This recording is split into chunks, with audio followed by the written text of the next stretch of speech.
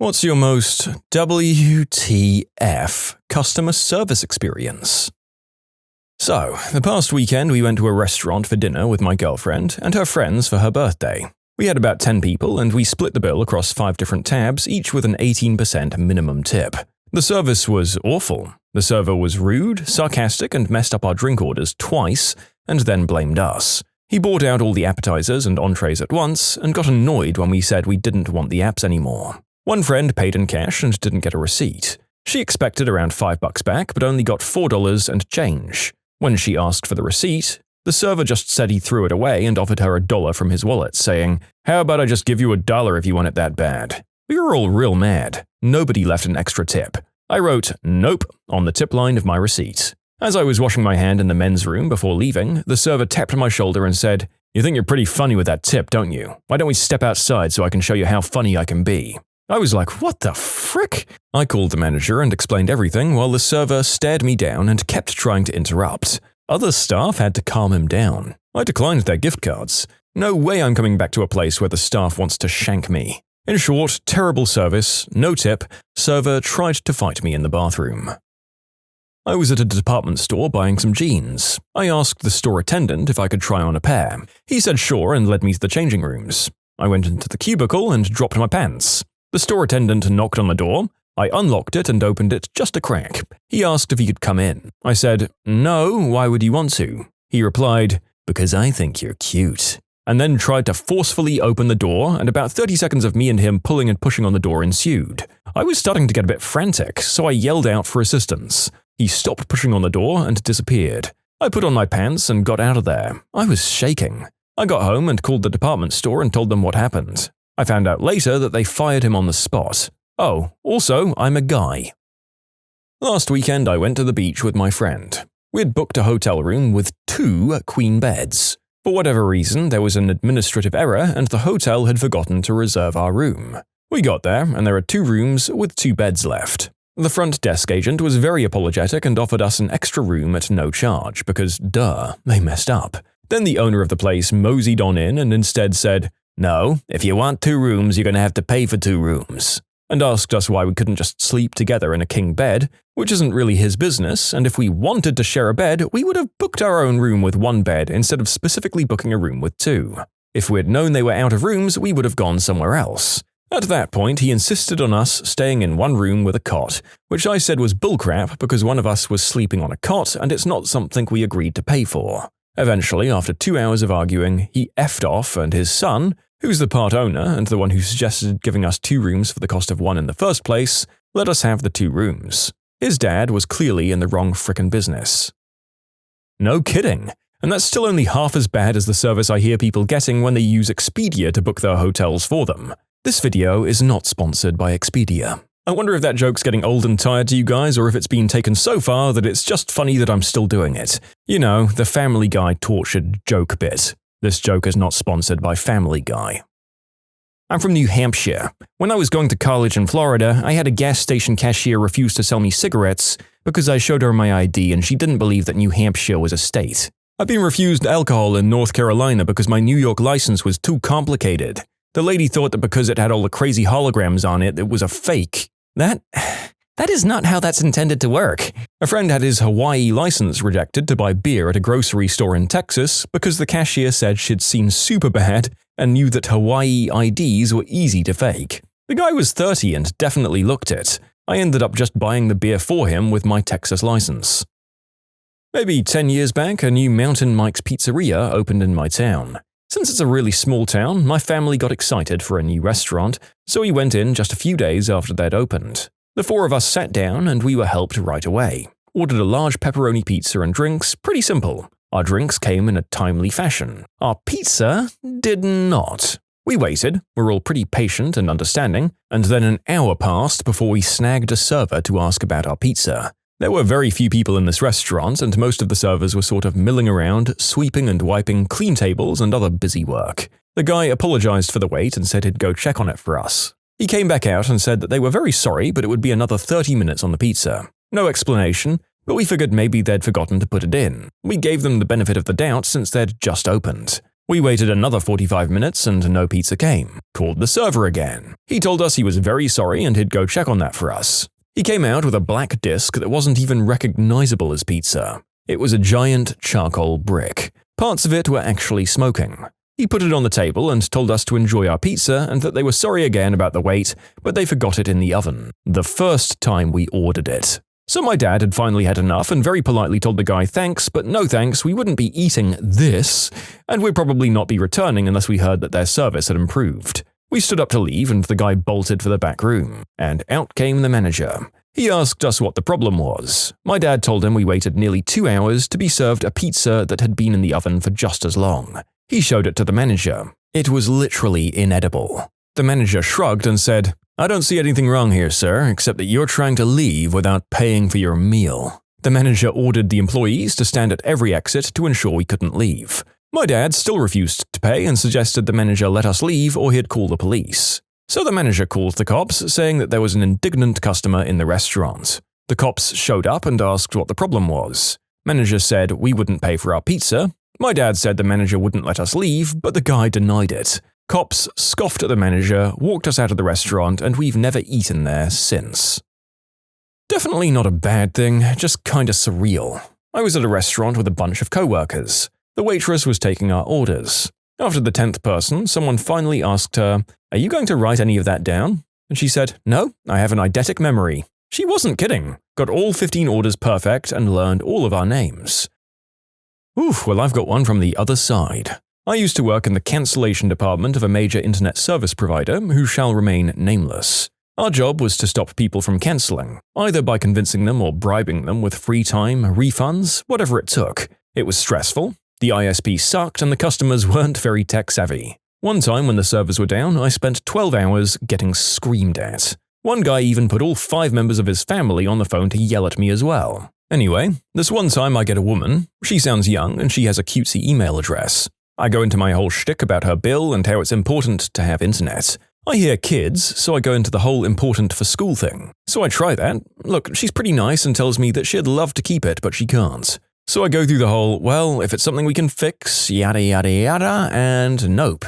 She tells me that her and her 2 sons just moved into a homeless shelter and that her husband died. She really wants to keep the account, and she wants desperately to keep the email because she has a bunch of resumes out, but she can't even afford the $2 to keep the email account open. So I put her on hold and go to cancel her account. I must have sat there for a few seconds thinking, just staring at her billing history. She had paid religiously. Then I had an idea. I refunded her every single payment she'd ever made. It took me a little while, and when I went back to the phone, I tried explaining to her that because of her financial trouble, she was getting a refund. She didn't understand at first. I had to repeat myself a few times and then explain exactly what I'd done. Her card had been cancelled because of the non-payment, but I'd just dumped several $100s in refunds into it. I'd paid off her credit card. She wept, not just sobs or sniffles, like openly weeping like a child. It got all emotional, thanking me and crying and having her little kids say thank you. It was nice. In short, I made a woman in a homeless shelter cry, but in a good way. Wow. You might actually be a real-life angel. Even though this was just one step towards helping her get things back on track, this island of decency in the middle of what she was going through was probably such a wonderful thing. Thank you for your service to the less fortunate.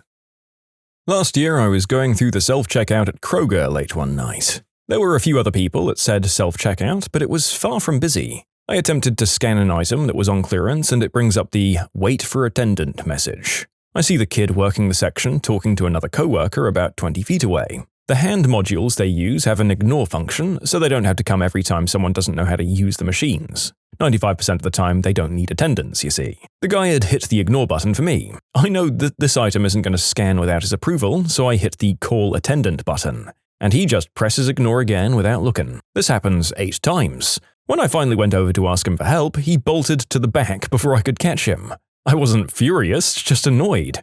So I left the self-check to go get in a regular line. It just so happened that a manager was walking by and asked if I was having issues, since I was leaving self-checkout. I told her what had happened and she was furious. Never saw that kid at Kroger again. You can submit your own stories to be featured here on the channel. The story submission link is in the description below. And if you want to listen to some vibey music in the background, check out easymode, also linked below, and subscribe. 20 years ago, my fiancé and I drove to Vegas for the weekend. We lived near LA, so it was about a 5-hour drive. Late Monday night, on the way back to LA, we stopped at the state line to get a bite to eat. In those days, there were just the 2 casinos on either side of the highway, and not the mini metropolis that's there now. The casino was almost completely empty, and the casino restaurant was deserted, except for us. The place had a weird airplanes and clowns theme, was way too brightly lit, and the colors were bright orange and yellow. It was hideous. It was like a McDonald's but without the charm. Being so empty, late at night, and being the state line, being so nauseatingly decorated, we were resigned to a meal just a cut below Denny's. We slid into a plastic orange booth that might have come out of a Taco Bell. The server came over promptly. It was like he'd just appeared out of thin air. He handed us the menu, but then announced that they had a special. Seafood, steak, or whatever, I forget. But it sounded good, and it was half the cost of the highest priced item on the menu, so we went with that. The first thing to arrive was our Caesar salad. Only instead of bringing out salads on plates, the waiter brought out a cart and parked it at our table. He then proceeded to handcraft the Caesar dressing right there. A little anchovy, mustard, and whatever the heck else. Worcester, lemon, garlic, capers. It was like the Benihana of Caesar salad right there. Chop, chop, wham, bam. And it was perfect. I mean perfect. The anchovy was just strong enough, but not overpowering. Everything else was in balance, the tartness of the capers, the sour of the lemon, all working together like a gosh darn chamber orchestra. It was nothing less than amazing.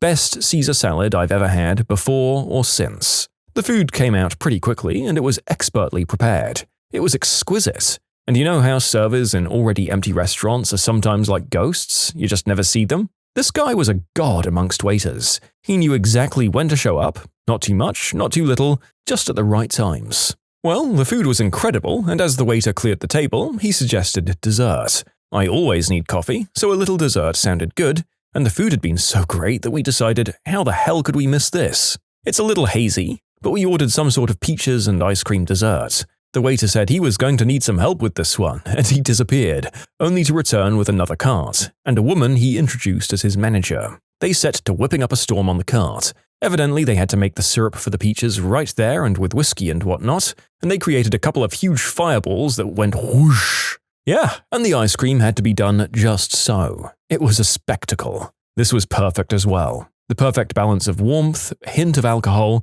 the tender, juicy peaches, and the sweet, cold ice cream. Damn. Naturally, the coffee was outstanding as well. Rich, black, and smooth. Then the bill came, and you know how I said the special was half the price? The total bill, with dessert, salad, and meal, for 2 of us, was less than $20. Less than $20. The best gosh darn meal I've ever had. The setting was hideous, the expectations were low, but the service was excellent, the food was amazing, and the price was downright shocking. If I recall correctly, we gave him a $20 tip. It wasn't enough, but hey, just over 100%, and I didn't have too much money in those days. I've gone back and looked for the restaurant, but it's gone now. They've built and rebuilt the places so much, nothing's recognizable. And to be honest, I'm not sure which side of the highway we were on. I'll never forget that god-awful decor, though. On a return trip on a Greyhound from Vegas to SoCal, I missed my connecting bus, which happened to be the last one headed out that night. I called customer service and they basically told me, herp derp, too bad, next bus out there leaves at 9 tomorrow morning. So, Greyhound left me stranded in the middle of the night in a terrible part of town with a swarm of hobos and smackheads I can only assume wanted to be friends. I had to walk a few miles away until I finally got a hold of a friend who drove out 40 miles to come get me. I used to be a hostess in a pizzeria chain that's based out of Chicago, winky face. I came out to work in one in New York, and I'll never forget this family of 8 gave me, the hostess, a $25 tip on a $50 bill, all because they hated their waitress and I was the one that kept refilling their drinks. The waitress was beyond mad, but the manager said to her, "Should have been paying more attention, the tip is hers." Best day ever. Haha, well, I can only assume, judging on how you rated that day, that you hated your coworker nearly as much as the customers did, because 20 extra bucks as a waiter is great, but not a red-letter day or anything. So the quality here came from the spite, and I am here for it. At a Mexican restaurant with a girl I'm getting to know. It wasn't a date, really, it was just like hanging out and getting to know each other, and we decided to go grab a quick bite. Anyways, I've kind of gotten into this horrible habit of only paying with my credit card and never having cash on me. As you probably know, a lot of times when you're paying using debit or credit over a certain amount, I believe it's $5 or $10, places have you sign a receipt that they keep. The receipt the guy at this place handed me had a place to leave a tip. Since I've been to this place a couple of times before, I know how the service works here. You order at the register, go sit down, they call your number, and then you go up and receive your food. So I didn't leave a tip. I'll tip at this place and places like this if I order something specially made or something with extra toppings on it, and they don't charge me. But other than that, I don't really see the need to tip. They aren't bringing your food to you, they aren't doing anything out of their way, they're not bussing tables, there's simply no need. Anyways, I don't leave a tip, and the guy just says, "Wow, big spender here, huh?" I look up at him and I'm like, "What?" Because at this point, I honestly have no idea what he's talking about. It didn't even register in my mind that he could possibly be upset that I didn't tip because he's doing nothing to warrant one. He just stands there and takes orders and calls them out, a job that he is paid an appropriate wage to do, with no extra effort needed to be put in. It'd be the same as tipping someone working a register in a grocery store or at a McDonald's. Well, back on topic, the guy ignores me and says to the girl I'm with, "Glad you're dating such a big spender, he can't even afford to tip. How do you think that's going to go further down the line in your relationship?"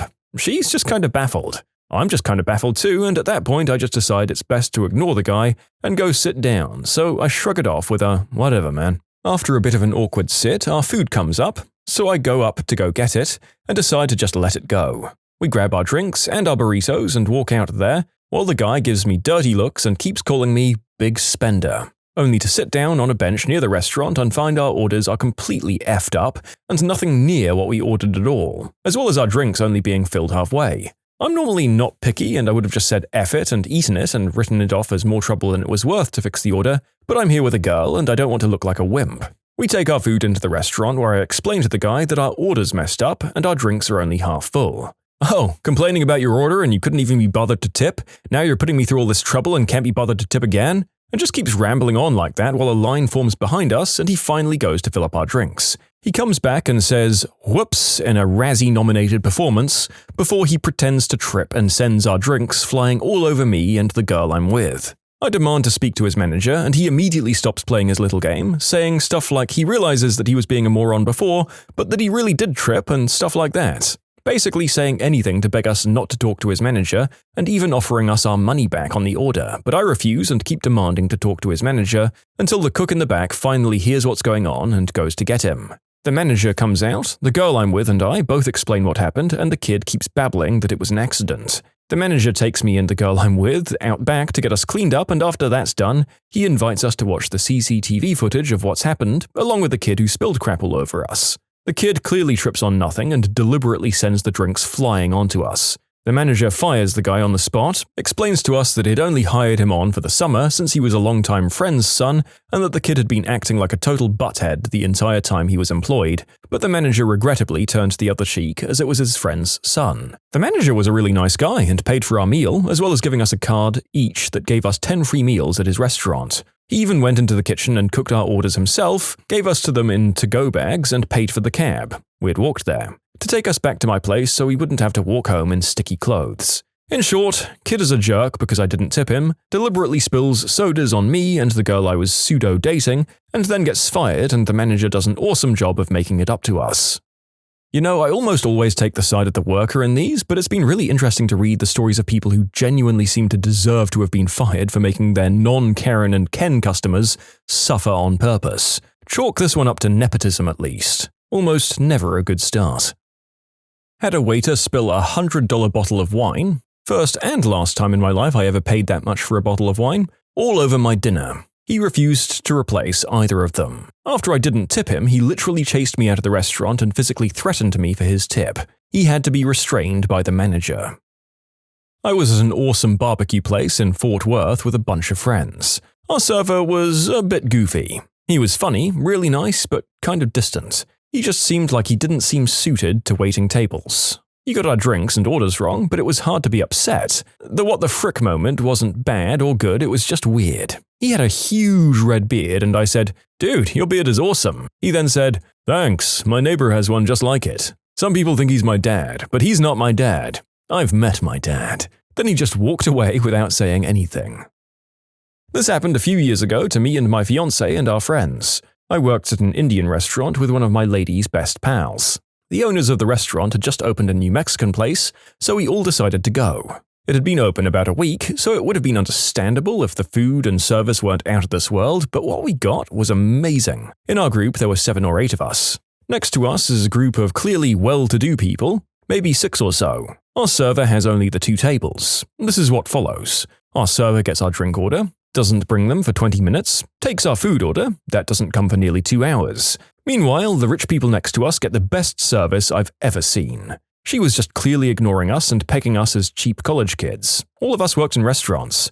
Finally, our food comes and all the orders are wrong. Nobody got correct food. One girl didn't even get her meal until we were about to walk to the door. Oh, also, our drinks never got refilled once. So after a while of this, we get a manager who looks blankly at me and walks away without saying a word. Finally, we get someone else to come talk to us. We explain everything to her. Lastly, we drop the owner's names, saying we work for him and will be telling him everything that happens. The general manager's face goes slate white. They know that they're screwed. After all of this, we just want to leave. They gave up half of the entire meal. Then the server comes up to us and says, "My bad, guys." That's all we got in the form of an apology. We left her a tip of about 3 cents. On our way out, the hostesses are all smiles and asking us how the meal was. I turned to this girl who was clearly unaware of what happened and just went, "It was frickin' terrible." And I grabbed a gigantic handful of peppermints and walked out. Ladies, when did you get friend-zoned by a guy?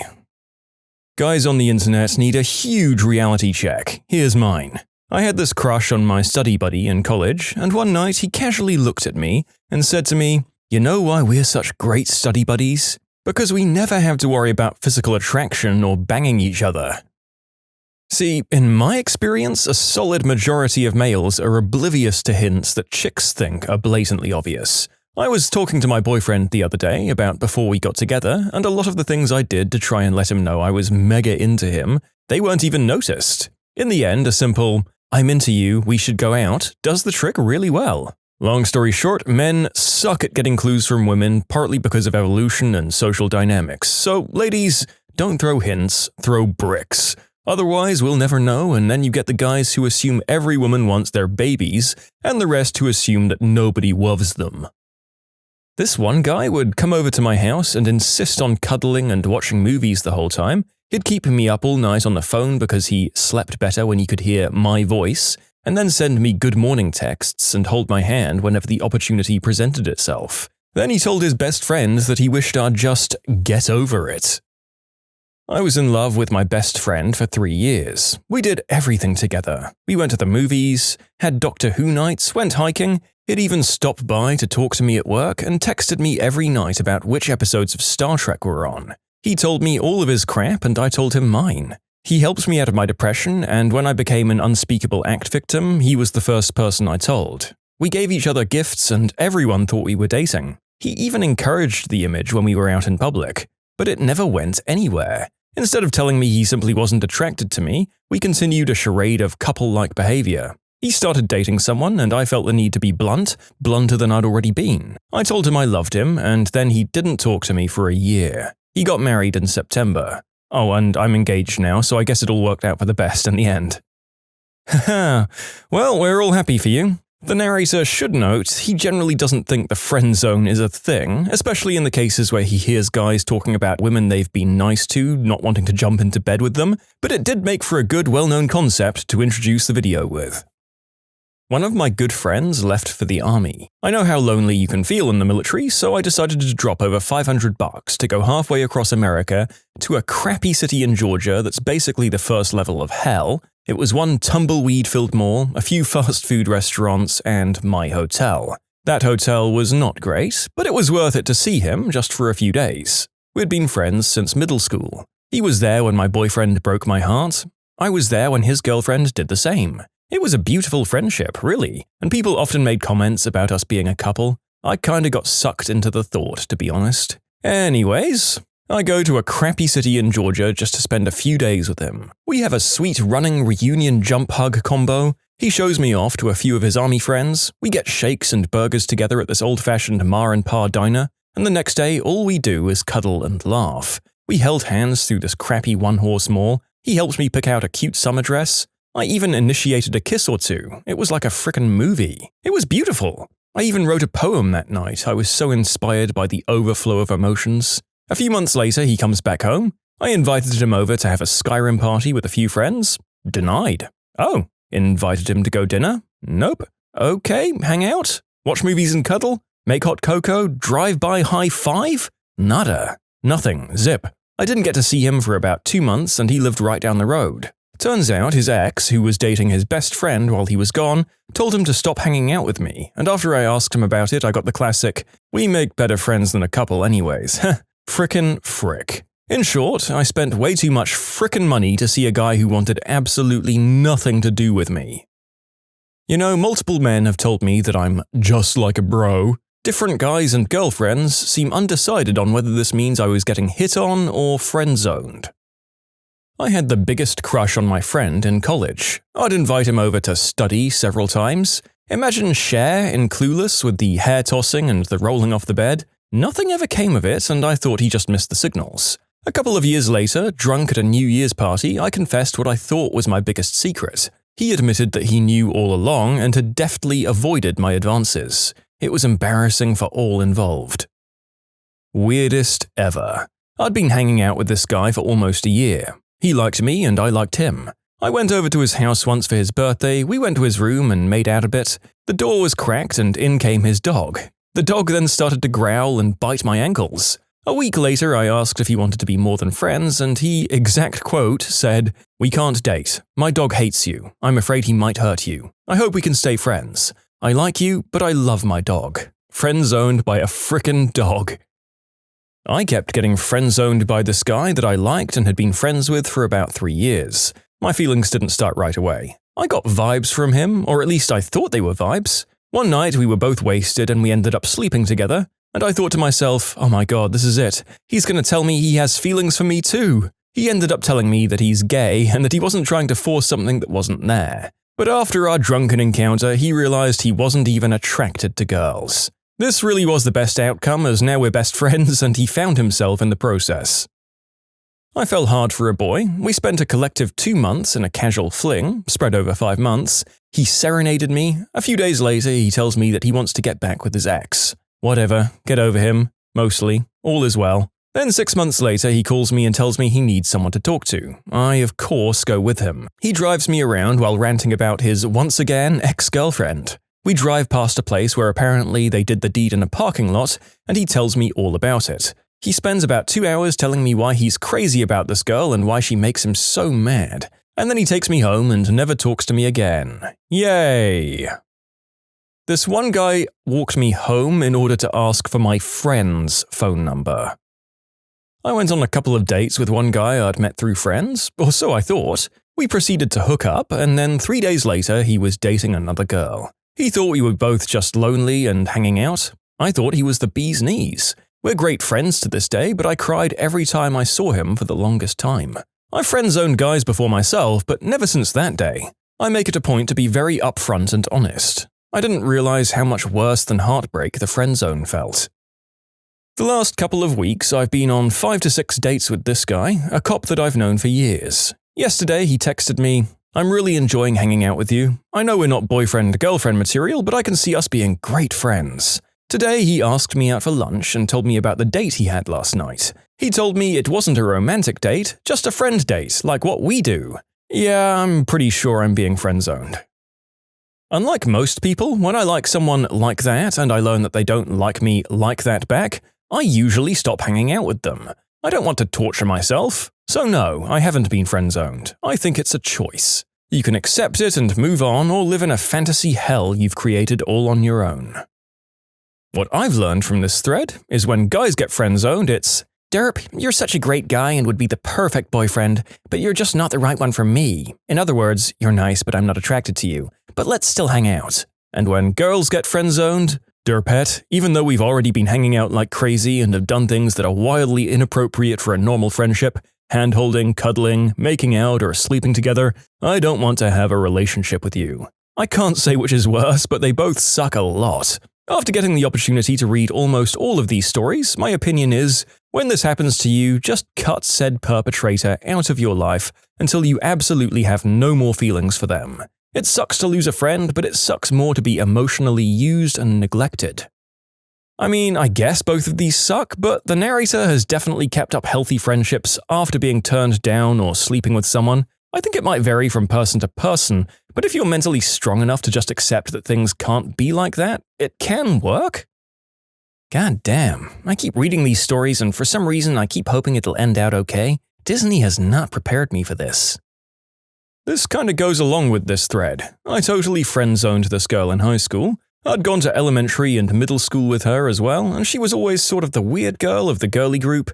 She wasn't chubby, but she wasn't skinny either. Anyway, fast forward 2 years, she plays the trombone in the high school band and has one of her friends give me this note asking me to the Sadie Hawkins. I said no, mostly because I wasn't planning on going at all, but also because she was just a little out there for my tastes. In college, I met her at a bar once, and now she's frickin' gorgeous, smart, and hilarious. I think ultimately, I lost. We decide in the present situation, not the future, and what we decide today might change that. I refused a girl who used me as her motivation to get better. I got refused, and now I'm using that to get better myself. It's always a win-win situation.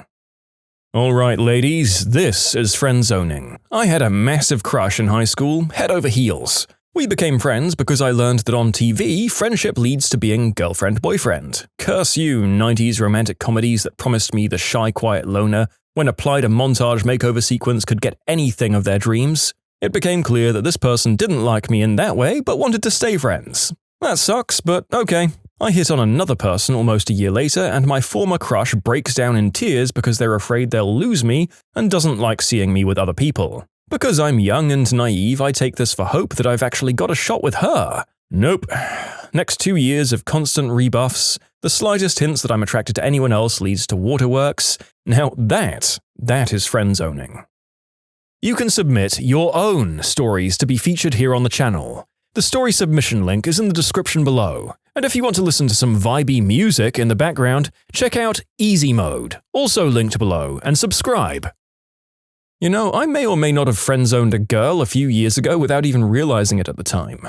I worked at an animal hospital when I was in high school. There was one other girl who was my age, and we became good friends, joking around at work. After a few months, rumors started to spread that we liked each other, and I laughed them off as my coworkers being nosy. I didn't like her. So one day, she came up to me and asked me if I'd like to get pizza after work. We hadn't hung out outside of work, so I said sure. It was fun, but at work, everyone called it a date. I said I wasn't sure and that we were just friends. She obviously heard this, so she asked if I'd like to go on a date with her. I told her I wasn't really looking for a relationship at the time. Right around this time, I left the hospital and we drifted apart. I started dating a girl from my school shortly thereafter. A few weeks later, I decided to try and talk with the girl at the animal hospital, and she was very upset with me. Apparently, she'd had to work up the courage to ask me out for a long time, and the fact that I told her I wasn't looking for anything and then started dating someone so soon after hurt her feelings a lot. I've never felt worse, and to be honest, I kinda wish I could go back and take her on a date. She was and is an awesome girl. I've never been friend-zoned before because I'm not pretty or extroverted enough for guys to be my friends. Yay, loneliness! A college friend and I reconnected over Facebook after 8 years. He ended up married to his college girlfriend, no big deal. We kept in touch via Messenger on occasion and were chatting. Nothing inappropriate, but we actually became quite good friends. I met up with him when he visited my town on business. I was engaged then, so he also met my then fiancée. He was the emotional support through that horrendous breakup, and I was his emotional support when he went through his divorce. His wife of 10 years cheated on him twice. Throughout that time, he told me stuff like, "You're the perfect girl," and "Why are you still single?" and all that nonsense. We made plans for him to come to my apartment and drink whiskey and watch ridiculous movies when he was emotionally ready for that. Only it never happened. He started dating a girl 10 years younger than him and me, telling me about how every guy wants her and what does she see in me? She's so attractive. That was the point I cut all communication and moved the frick on with my life. You know, this kind of thing happened to me all the time until my second year of college. I graduated this past spring. The worst one was that I was so in love with my closest male friend in high school, I did end up telling him about 6 months after I met him, but I knew he was after another girl. When things with her didn't work out, about 3 months later, he acted reciprocal towards me, even telling me he'd like to date me, but had some other things to work out for himself and his feelings first. Well, fast forward another 3 months and he ends up falling for another girl. About a year into their relationship, he tells me while I'm at his brother's birthday with him that there's something about me he finds attractive and would like to investigate. Oh, and also that he could never see himself staying with his current girl forever. I never really got the hint and moved on until after he eventually did marry that same girl. They've been divorced for about 2 years now. I had an absolutely massive 4-year-long crush on a friend of mine. I got worse than friend-zoned though. You're just like a sister to me. Just recently he came out of the closet and he asked me if I'd think it was okay if he hooked up with my brother. I'm a guy and I've apparently friend-zoned a few females before. Although I hate the use of the term friend-zone, I much prefer the term selective dating. There have been a few females before who, even though they are very attractive women, I'd felt I'd benefit more from a friendship with them than a relationship. I feel it's important for myself to have a mix of male and female friends, and although some of you might find this hard to comprehend, I truly believe this is the best path to a healthy lifestyle. Yeah, the narrator maintains his disagreement that either party can expect a relationship without actually having a conversation about it. People who say they're friend-zoned often feel entitled to something from the other, but most of the time neither party has actually asked the other one out or set up a firm boundary. It is messy and complicated, but friend-zoning is generally just a term used by people who've never laid out their feelings on the table to begin with. I've had my current job for about 7 months now. I'm a secretary in a doctor's office. It's a bigger office and there's a few doctors there, and one of them has this amazingly hot son who comes in to help out every now and again when he's not in school. He and I became good friends over time and I inevitably developed feelings for him, which I assumed were mutual judging by his constant flirting and compliments. So you can imagine my surprise when he pulls me aside one day and asks for my advice because he's planning on proposing to the girlfriend I didn't know existed until that very moment. If I'd had gonads, they would have shriveled up and crawled back inside me. Hello, friendzone, you merciless son of a witch.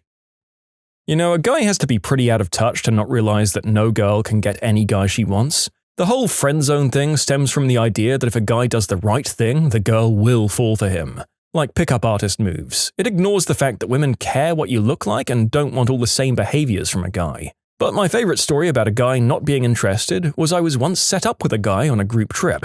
From the second we met, I realized he wasn't interested and I was willing to switch to friend mode. The guy proceeded to make it so awkward that I had to avoid him entirely. It was like he thought I was going to lunge on him if I got within 5 feet of him.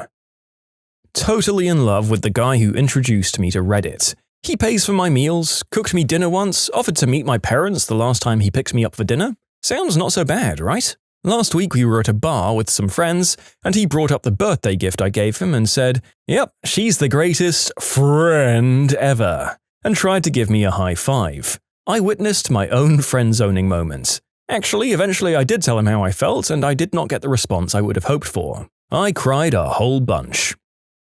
A friend of mine in high school knew I was madly in love with him, so he just manipulated me as much as he could to get what he wanted out of me. So, yeah.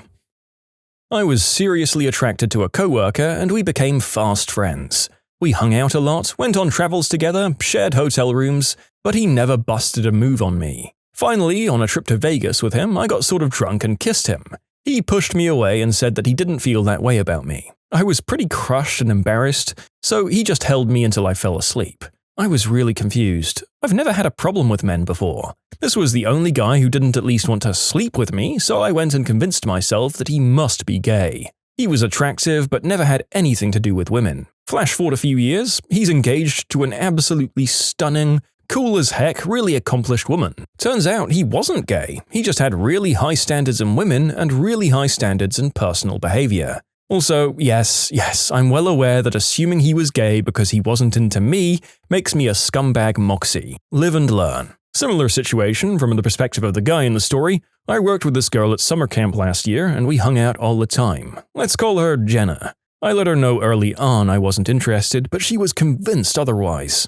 I'd told Jenna face to face twice that I didn't like her. Fast forward to the beginning of the fall semester and I'm moving into a new apartment. She comes over to help me move in, still thinking that I'm set on her, and we get into an argument when I refuse to make out with her. 3 hours of Jenna telling me I was lying to myself, that I really did like her no matter what I said, and how she didn't want to miss any opportunities, though she knew I wasn't interested. No, Witch, you're just crazy. So, let me get this straight. The guys of Reddit can share their friend zone stories, but if the ladies do, we get told he just didn't want to date a fatty, or quiet girls that have a crush on someone and then that someone starts dating another girl isn't considered friend zoning, it's you needing to man up, or something along these lines. Get a grip, guys, you're all just as guilty as us ladies. I've noticed a lot of the female stories are quickly being shot down with, "That's not friend zoning, you just don't understand," when in reality their stories are 95% the same as the male friend zoning stories on here.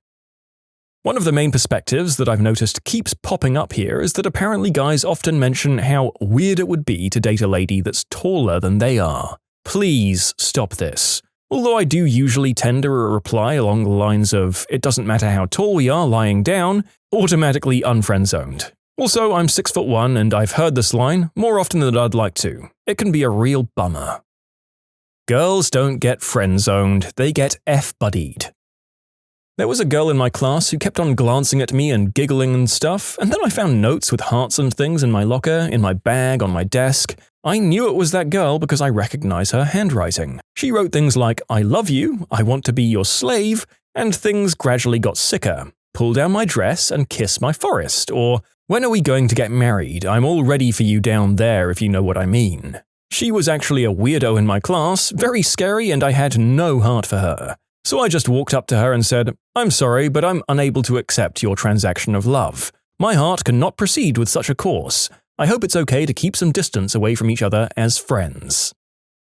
One of my best guy friends in high school who I had a little bit of a crush on said to me, "Hey, guess what just happened?" I said, "What?" I asked Alison to prom and she said, "Yes, we're going to the movies this weekend too." Great! Notice how few to none of these stories have segments of anger and bitterness where the girls decry all men as only liking witches, and how all the nice girls can't get anyone. I fell for a religious 15-year-old guy, told him about my crush, and he replied, "That's inappropriate." That was a slap in the frickin' face. When did you catch someone casting shade at you in another language? Once on the subway in New York City, this young guy was telling his friend in French, "Ugh, who would wear red pants?" I turned to him and said, "You'd better watch out, you're not the only one that speaks French." His friend then gets extremely embarrassed and says, "I told you so." ASL here, you'd be surprised at how many deaf people freely talk crap about everyone. It really is a different culture. I'm American, I was in Paris on the metro, and I heard these drunk American girls talking about me. I glanced at them and heard one of them say, "Do you think he's listening?" And her friend said, "No, we're speaking English. He probably only understands French." I don't even speak French. Backpacking in China, a little girl near me asked her dad, "What kind of person is that?" And I answered in Chinese, "I am an American." I get these from kids all the time in Korea. Usually they point and yell, "Hey mom, it's a foreigner." The mum starts laughing instead of smacking their kid for being rude. In response, my boyfriend and I look at each other in horror and then yell in Korean, "What? It's a Korean person!" Usually the mum and kid go eyes wide and are shocked. Living in Germany for a few years, I could understand German. Was traveling in a barn somewhere near Augsburg. A little girl around the age of 5 or 6 with her mother sat opposite me and pointed at me and asked why I was so black. The mother patiently explains about Afro-Americans and slavery and freedom. The girl waves at me while leaving. I'm Indian. German here. It's astonishing how many people think they're safe if they speak English. They must be aware that English is a universal business language, besides French in a lot of countries, right? Besides that, I listen to a lot of relationship things which people should probably discuss in privacy. As a guy who's worked in tourism in an undisclosed European country, I have overheard way too many glimpses into people's personal lives that I honestly don't think I should have been party to. You've been warned, English-speaking tourists. I'm Hispanic and fluent in both English and Spanish, and people often think I don't speak Spanish. So there was this one time I was at a laundromat folding clothes, while these 2 Hispanic ladies are at a table across from me folding their clothes. Both of them are speaking loudly in Spanish, so I couldn't help but overhear what they were talking about. They started talking about alcohol. One of them said ever since she got married and had a kid, she'd stopped drinking. The other lady was saying that she loved getting drunk and couldn't live without alcohol, that she wanted a boyfriend so that he could buy her alcohol and take care of her kid. Then they both started talking about their ideal boyfriend. One of them said she was lucky to have found her husband because he's everything she wanted in a guy. The other chick was listing off a huge checklist for her perfect guy, like hot, must worship her, buy her everything, amazing job, cook, clean, take care of kids, etc. She then was interrupted by her friend saying that she was never going to find the perfect one with her list being so long. She then turns and looks towards me, saying, "What about a guy like him?" Her friend immediately rejected that idea and began to make fun of my clothes, hair, glasses, everything. I'm a pretty nerdy-looking dude, admittedly. She then says how I look like a loser who's doing nothing with his life, probably that I'm poor and won't be able to buy her things, and more. I think to myself that this chick is real rude, and I loudly reply in Spanish, "I wouldn't be into a chick like you because I wouldn't want a lazy drunk for a girlfriend." She got silent and just stared at me. Her friend began to laugh uncontrollably. Not me, but I heard from my dad, a stamp collector and an associate curator at the Carnegie Museum. They sold off the collection a long time ago. A group of Polish falcons wanted to see the museum's Polish collection and started trash-talking, in Polish of course, about how badly their country's stamps were presented. The Carnegie Museum had at the time absorbed the entire Smithsonian stamp collection. The curator, who was a Hungarian, spoke English, French, Polish, Russian, Ukrainian, and a few other Eastern European languages. After a minute or two, he walked over to the group and kindly asked them to leave in perfect formal Polish. The curator's parting shot was, "The last cultured Pole was Copernicus." I'm bilingual, English and French. I was in the hospital recovering from surgery, high as F on morphine, when the shift change occurred. The two nurses were talking in French, one briefing the other on the 4 patients in the room, who'd all been speaking English with their visitors. The briefing included color commentary about our personalities, some of it being relevant to our medical status, like, "The woman in bed 2 hasn't gone to the bathroom yet on her own, she used a commode, because she's being a big baby. The man in bed 3 has problems hitting the bowl, and it might be better to have a catheter put back in than to have housekeeping come back every hour. Oh, and he's a jerk for thinking it's funny." When they got to me, Nurse 1 said that I was high as frick and hilarious, and that Nurse 2 would enjoy any conversations I had with my dad if he came back. I sat up and said, "Thank you, my dad thinks I'm funny too," in French, and laid back down. They both stood awkwardly and then said, "You'll be discreet?" I nodded and said, "For more pudding." More pudding arrived presently. Oh yeah, all the time. My other language that I speak is Hungarian, which is really obscure and not really related to any other languages beyond vague grammatical ties to Finnish and Estonian. And there are less than 15 million native speakers, of which just under 10 million live in Hungary. So Hungarian speakers will often just assume it's a secret language when outside Hungary, and that no one else will understand because 99% of the time it's true. That said, there are enough Hungarians in some places like San Francisco that it's best to not assume. And I overheard people quite a lot in the summer that I worked there. I remember, for example, hearing a couple arguing on a Saturday night in the grocery store in the tone that you'd normally be having an argument at home in, but they assumed that no one else understood them. I've overheard hugely emotional goodbyes and confessions in train stations and airports that likewise should have been at home.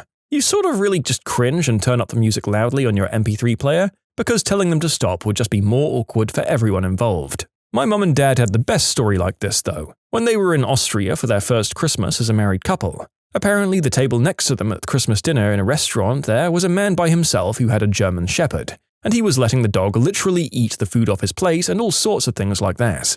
So my mum spent the entire dinner complaining about this guy letting his dog do all of these things in a restaurant, in Hungarian, but at the end of the meal, as he got up, the man came over to the table and said, "Kelemes karaksoni unipeket kivanok," and left. In Hungarian, that's the polite way of wishing someone a happy Christmas holiday. Props to that guy, and props to my mum for telling this story to us kids so we don't rely on our secret language too much in public.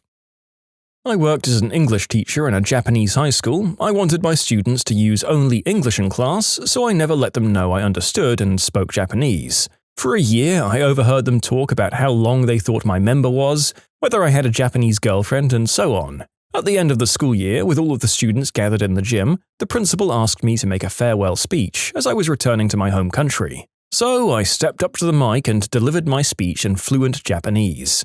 Have you ever seen 800 jaws drop at the same time? It was glorious.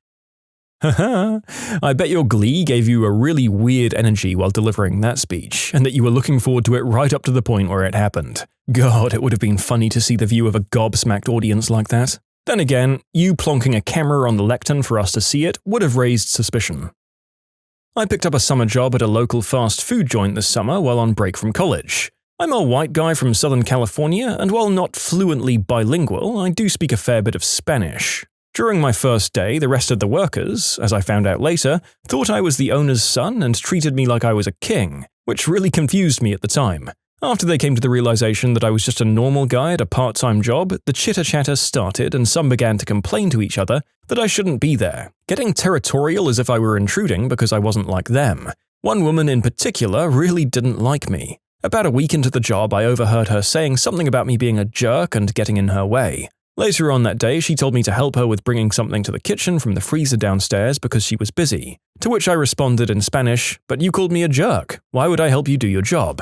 She was taken aback and kind of stammered off, embarrassed and muttering under her breath. It felt good to confront her and watch her get all red in the face. After that happened, people didn't seem to mind me that much.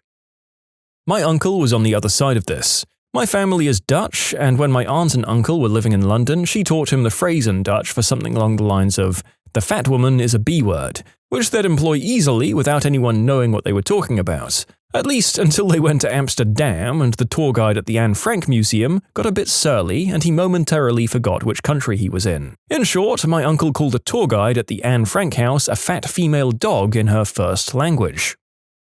I spent a few years in Seoul, Korea, and gained near fluency after about a year of immersion. Most days on the streets I'd hear something about the size of my nose or my blue eyes. Usually it was satisfying enough to look right at the speaker until they paused, and then I'd just introduce myself and ask them about their day. I did end up meeting a lot of cool people. In some situations it was a game. One of my Korean friends was fluent in English. We used to take the bus together and talk about whatever, just to see what happened with the crowd. He spoke English and I replied in Korean. It really messed with other passengers' heads. Good times. My mum speaks an obscure dialect of Chinese, although not very well since she learned English upon going to school. But she can still usually understand anyone else speaking the Cantonese dialect. One day we went to a market in Chinatown and my mum was trying to order something, but the people had a hard time understanding her because of her obscure dialect. At that point, the old ladies behind us started talking smack about us in Cantonese. My mum said what she got out of it was, "That lady is very Americanized, her Chinese is terrible, and her daughter, me, is clearly half white and because of that she's ugly." We turned around and gave them the stink eye. You can submit your own stories to be featured here on the channel. The story submission link is in the description below, and if you want to listen to some vibey music in the background, check out easymode, also linked below, and subscribe. I'm a high school English teacher with mostly Hispanic students, and you'd never know it by looking at me, but I also speak Spanish. I never advertise this to my classes until something like this comes up.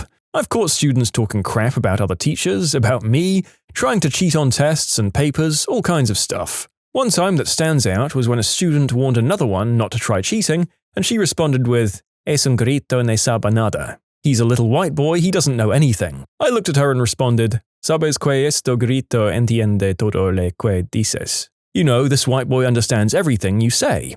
There was a moment of stunned silence, followed by some kid in the back going, "Oh, shit!" And then the whole class erupted. I was hiking at the Grand Canyon with my friend and my brothers a few years back, and there was a small group of young Japanese girls, high school age, hiking behind us. On the way down, I hear them talking about how attractive my brother is and giggling. I find it funny, but I didn't say anything. They keep talking about him, and then later my friend, and chatting about who gets who, and still I say nothing. We get to a small overlook with a rock ledge sticking out that's sort of hard to access, and my daredevil brother manages to climb around the backside to get a better picture. One of the Japanese girls sees him and says she wants to go over there too, but she looks like she's going to jump to it, which seems dangerous, so I told her in Japanese that she should go to the other side to climb up. Those girls were absolutely stunned and looked beyond embarrassed. They knew I'd understood everything. I'll never forget it. As a brown guy living in Japan, most people assumed I was a tourist and didn't speak Japanese. I used to overhear all kinds of weird and interesting conversations on the train. My favorite would have to be overhearing two Japanese schoolgirls talking about how hairy my legs were and wondering if it would be possible to make a carpet out of it. I didn't know if I should be flattered or offended. I gave them a wing because I walked out at my stop. I felt pretty badass. Haha, you're a lot more confident than the narrator. I would have burned a deep crimson if I heard people making comments about my body like that. Good lord. I was at Disney World on a school trip and there was a German father and son standing in front of us in line. They were looking around and muttering all kinds of insults, the usual fat, stupid American bullcrap. Now, having been an exchange student in Germany for a year, I perfectly understood everything they said. So I turned to my friend and started not so subtly insulting them in English, making sure they could hear me. The father turned around and said to me, "You may not understand us, but we understand you." I looked him right in the eye and said with a big smile on my face, "Machen Sie bitte keinen Aufstand, ja? Let's not make a scene, okay?" He just kind of turned around in bewilderment, like the idea that an American could be bilingual, least of all in German, had never occurred to him once in his life. I heard them muttering a couple more insults, like Scheißkerl, Arschloch, Idiot, but they didn't really say anything to us after that. It seemed they kind of made it a point to pretend we didn't even exist. Mandarin speaker. It happens all the time. The weirdest time, though, I was in a clothing store in Tokyo and a family came up and asked me a question in Japanese. I had no idea what they were saying, and then they started talking amongst themselves in Chinese about how I could possibly be in Tokyo without understanding Japanese. Yep, I hear ya. I can speak Polish, and by speaking Polish you can in varying degrees understand Ukrainian, Czech, Slovakian, and to a small degree Russian. I've heard things directed at me once or twice. On one particular occasion, 2 Ukrainian girls were talking about me on the subway, but I wasn't letting them know that I understood. When I had to get off the train, I simply smiled at them and said, "I understood everything you two were talking about," and left. Their faces dropped. Total opposite of this, but my best friend is Polish, and her mother doesn't even speak English very well. She brought us to IKEA one day and brought us lunch, so I asked my friend how to say, "Thank you very much, I appreciate it." I should have known better, but she goes, "Yeah, say, Gorokokam Kianaga," which is something to the effect of, "I love you undressed, working girl, for frick's sakes, I love you undressed." Her mother's face, and my face, I was mortified. She lay on the floor, dying. Her mother started screaming at her and chasing her around. That's the last time I asked her how to say anything in Polish. Yep, all the time. I'm a white girl living in an Asian country. Nobody expected me to be fluent in Chinese, so I heard people talking about me quite a bit. I usually don't bother responding unless they say something insulting about my family. My favorite thing, however, is not responding in Chinese, but in English. For example, when a shop person says in Chinese, "She's probably a tourist, we can charge her $10 more," I'll say in English, "I'm not a tourist and I won't pay an extra $10 for this." Then I leave them wondering if I'm some sort of psychic. Okay, they probably don't actually think that. Somewhat related, I went to get some breakfast tacos, and while I was in line, one female employee asked another, "¿Te la limpias antes de venir?" I busted out laughing and their jaws literally dropped. She was asking, jokingly, if the other girl had washed her hoo-ha before coming into work. My wife is fluent in Japanese, and when she was 16 she lived in Japan as a student. But she's a New England wasp with blonde hair, blue eyes, and busty, so the expectation among the locals was that she only spoke American. And the Japanese talked all kinds of crap about her in front of her, businessmen talking about her chest, a grandmother on the subway talking about how American women need to cross their legs when they sit because of the smell. Finally, she gets so fed up with this, she asks a kid in her school how to say "frick you" in Japanese. The kid replies, "We don't really have words for that." My wife insists, surely they must have something, and the kid says, "Okay, say this." Now my wife, armed, waits for the right moment. She was on the train. A businessman said something about her and she turned and said those words. The businessman immediately blanches and gets off at the next stop. My wife thinks this is amazing and starts using it everywhere. Finally, her homestay sister is with her. My wife uses the phrase on some kid calling her gaijin and her homestay sister freaks out. "Do you know what you just said?" "Yes, I said frick you to that kid." "No," says her homestay sister. "You just told that kid you were going to commit the unspeakable act on him." In short, 16-year-old girl threatens to unspeakable act most of Tokyo.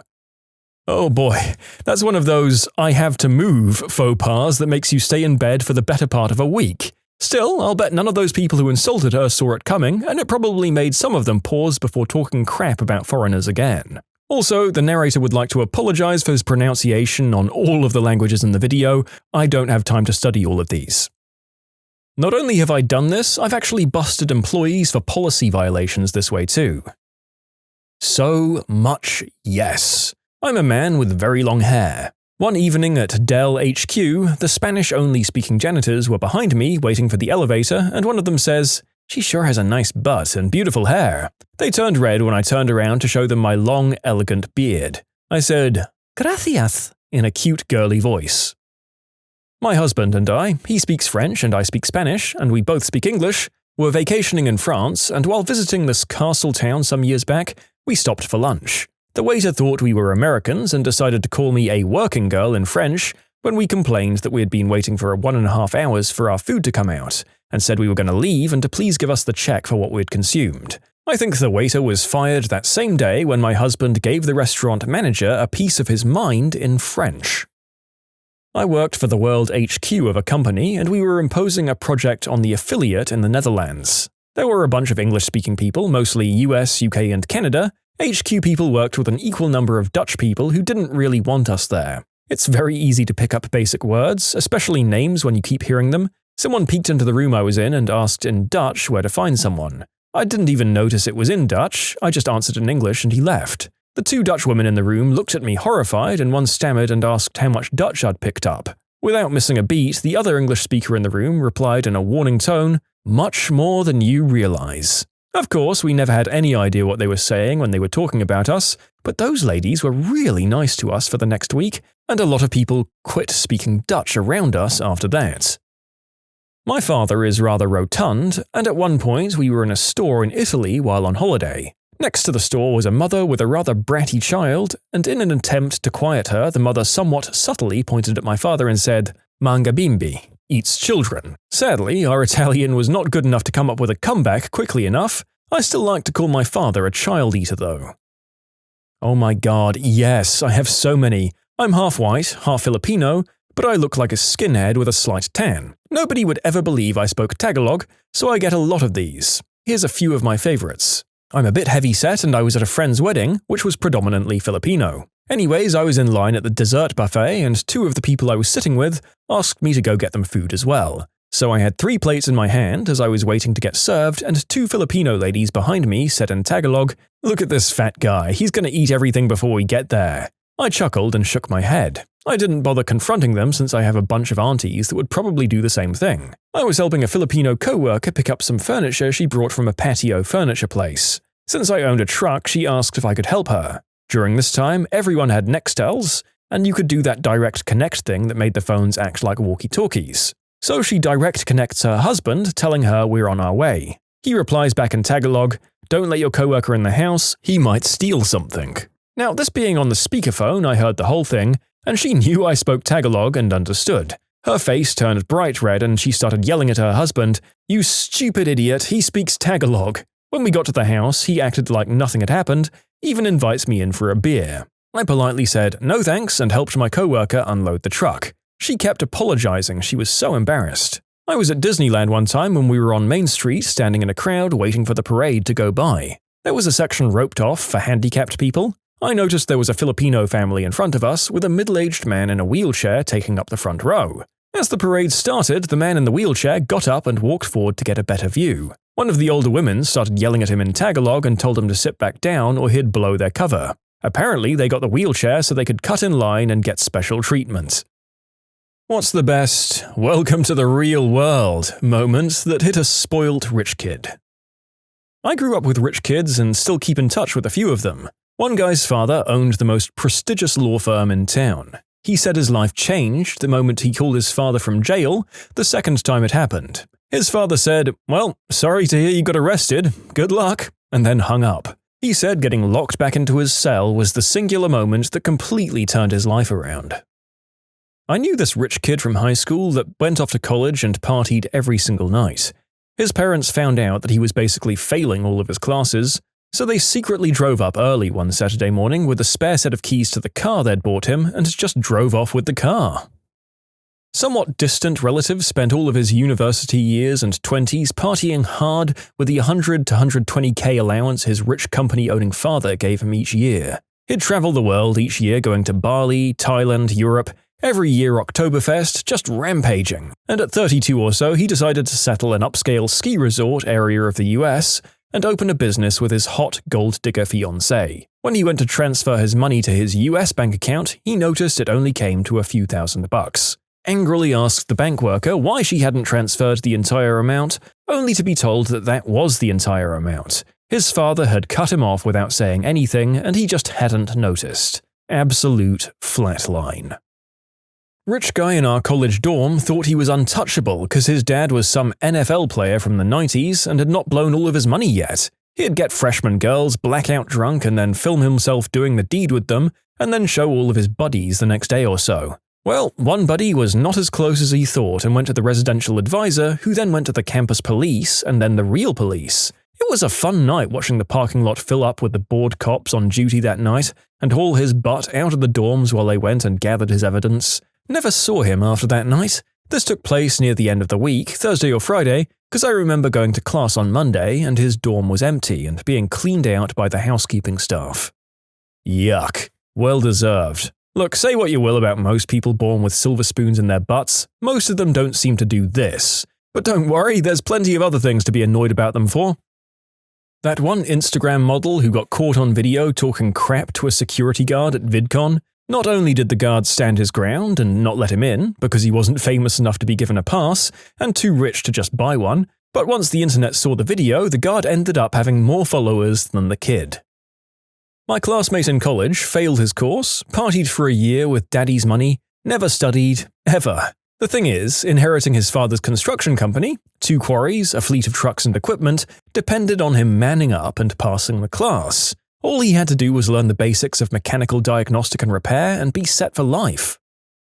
I had a roommate my freshman year of college that came from an incredibly rich oil family from the Middle East. I remember him having the hardest time adjusting to not having someone else prepare him food. I remember waking up one morning and going to the kitchen and seeing him try to eat eggs and toast he had just prepared himself. He asked me how I normally prepare fried eggs because his tasted really crunchy. Turns out he'd just cracked the egg whole into the pan and prepared it shell and all. I couldn't stop laughing, but I felt really bad for the guy. He was actually a pretty good dude. It was an interesting semester helping him learn how to live providing for himself. I knew a guy in high school who bragged that he didn't have to pay attention in school because, get this, his grandfather was vice president of the corporation that supplied the cardboard for cereal boxes for General Mills. Real gravy train, you know. Last I checked, I've since deleted Facebook, he was still working at Best Buy 5 years after high school. It was the same job he'd had in high school too. My best moment was when I got hired by a pair of Woodside, California parents to transition their horrible 18-year-old into the realities of real life, something that evaded both of them. My first action was to take away his platinum limitless credit cards. He threw a tantrum that lasted several days. Where am I going to get the money? Well, you get a job. My parents will fire you. They didn't. When he realized that boundaries and budgets had been set in stone and that he not only had to pay the bills, the rent, but taxes too, he headed straight to college to wait out the next 4 years. He's still a complete jerk, but at least he has a job and an education now. Okay, how does one get into your line of work? That sounds really fun. I was the nanny while working through my PDD, so I came to it indirectly. There's a whole workforce of people who do this. It's word of mouth and next door. My favorite moment had to be on the BBC when Prince Andrew got the crap kicked out of him for an hour about his sordid deeds. Well deserved, but if it was a really just world, he'd be in prison. One of my college roommates told his parents the trip we were planning, that they were paying for, was $400 more expensive than it was so that he could buy a really nice substance smoking apparatus. In addition, they basically paid for everything he wanted. He had their credit card and ordered food on it at least once daily. He'd make $50 purchases off the card all the time. Long story short, they found out he lied about the cost of the trip. For whatever reason, they still paid and let him go, but after the trip, he just couldn't use their card anymore. This guy acted like he lived the hardest life of all time after that, but eventually sucked it up. He actually acts way less entitled now. It ended up having a lasting positive effect on him, even though he wouldn't admit it. While working in a casino here in Las Vegas, a herd of girls came up to my window, and one proceeded to tell me about her great birthday party itinerary that her dad had paid for her 18th birthday, with no adult in the party, just a bunch of teenage girls out in Vegas, where none of them could do anything because none of them were 21. I couldn't even check them into their reservation. They started yelling and screaming at me, and I calmly called security. And security told them that they could either go play in the arcade or leave and try to find a hotel off the strip that will take them in without being 21. Their anger turned to tears and the security guard was unmoved. Was at a Starbucks and this lady apparently thought that people gave her parents free drinks and such for her after all this time. Like the cashier told her the total and she said, "Wait, I don't get it for free?" She never realized her parents swiping their cards all those years was paying for her things, I guess. A favorite family story is when my uncle called him from the police station on a Friday night. He was in high school at the time and got caught drinking. My grandfather answered the phone and simply asked, "What did you do?" And my uncle responds, "Nothing. Great, tell him to let you go," and hangs up the phone and goes back to sleep. Both my uncle and the police were stunned, but it being the weekend, my uncle ended up having to get transferred to the county jail until Monday morning. The police from the jail called my grandfather on Monday morning and said, "You've got to pick the poor kid up." His time in jail wasn't particularly traumatic, but it taught him a pretty valuable lesson in how principled his grandfather was. Had he been honest and just admitted what he did, he wouldn't have been in that situation. That's our second story showing us that although people who are born into money are as often as not massive entitled idiots, those who actually go from rags to riches aren't necessarily so. It's too bad there's so little room to do so these days. No joke here, back in high school in the 90s, this kid got a brand new Chevy Camaro. I had an old 80s Pontiac Phoenix that had the straight six. It was by far not a racing car, but this tool was just looking to brag at what he got compared to the busted cars we got. About 2 days later, while we were waiting at the stoplight, this idiot tries to race us. I'm in my car and I pull up with my friends. He starts revving it real loud and tries to do a burnout. Mind you, the light was red and the roads were not wet. So he managed to get a tiny burnout going, some smoke and whatnot, when his tires catch traction and he goes barreling into the intersection and smashed the car of the wife of one of the very few cops in my tiny town. Needless to say, that didn't work out for him very well. A kid from my high school came from a well-known family that was very involved in politics. He slacked off in school and was mostly a condescending butthead for years. After graduation, he didn't really do anything, but eventually decided to run for office as he had the same name as his father. He won easily because people didn't realize it was the kid. As a state rep, he posted on Facebook about enjoying his women battered rather than plain, and asking to join the Black Caucus because he liked hip-hop. He also dropped a loaded piece on the floor in the middle of a session after fighting for the right to carry a weapon in the state house as a responsible owner. He kept getting elected despite these issues because his family was well connected and he had a dedicated following from some political groups. After 6 years in office, he got busted for some pretty illicit and illegal dealings over the internet. When they arrested him for it, they also discovered he'd been dealing substances. The worst part is that his family is actually super nice and genuinely made the community a better place, but now they have to deal with all the issues from him. He was an apple that fell very far from the tree. Middle school. A classmate was on the phone when most of us didn't even have cell phones, screaming at her stepdad, "Patrick, I need the $500. I need to buy new jeans." She did not get the $500, but she did later get to be a teen mum, so that was cool. When I was a teenager, my sister and I saw through our windows that there were two guys getting into her car. We ran downstairs as fast as possible and caught them in the act. One managed to run away, but the other one froze and didn't run. He couldn't have been much older than me. My sister called the cops and the guy kept looking at us and trying to figure out a way to escape. My sister said, "Run if you want, my brother will catch you." The cops came and so did his parents. His mum drove a frickin' amazing car and the lady looked furious and sad. She was dressed real nice and she looked like she was pretty successful. As soon as she got out, she began yelling, "Why? We give you everything. You have everything. Why would you try and steal? Don't we give you enough?" The kid just seemed to shrink and get smaller. I don't get it, frickin' butthole. I hope he turned his life around and began to be around better people. You can submit your own stories to be featured here on the channel. The story submission link is in the description below. And if you want to listen to some vibey music in the background, check out easymode, also linked below, and subscribe. Freshman year of college, the guy across the hall from me was a spoiled rich kid from a big southern city. Old money clearly coming out of his butt. A couple of weeks into the second semester, he and a buddy found a checkbook on the sidewalk. Stupid idiots decided to write themselves a check and cash it in the bank that the account was in. The teller immediately called the cops and they both got arrested. We talked the night he got arrested and he laughed and said his dad would take care of it. and everything would be fine. That weekend, we met his dad as they moved everything out of the dorms since his dumb butt got expelled. I guess Daddy didn't take care of it.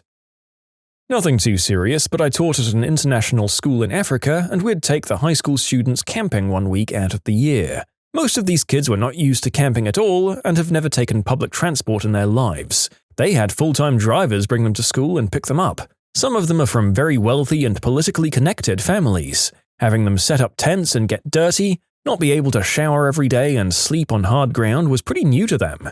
Some of them actually love it, but others are sad, pathetic wretches the entire week. Ah, camping, the great equalizer.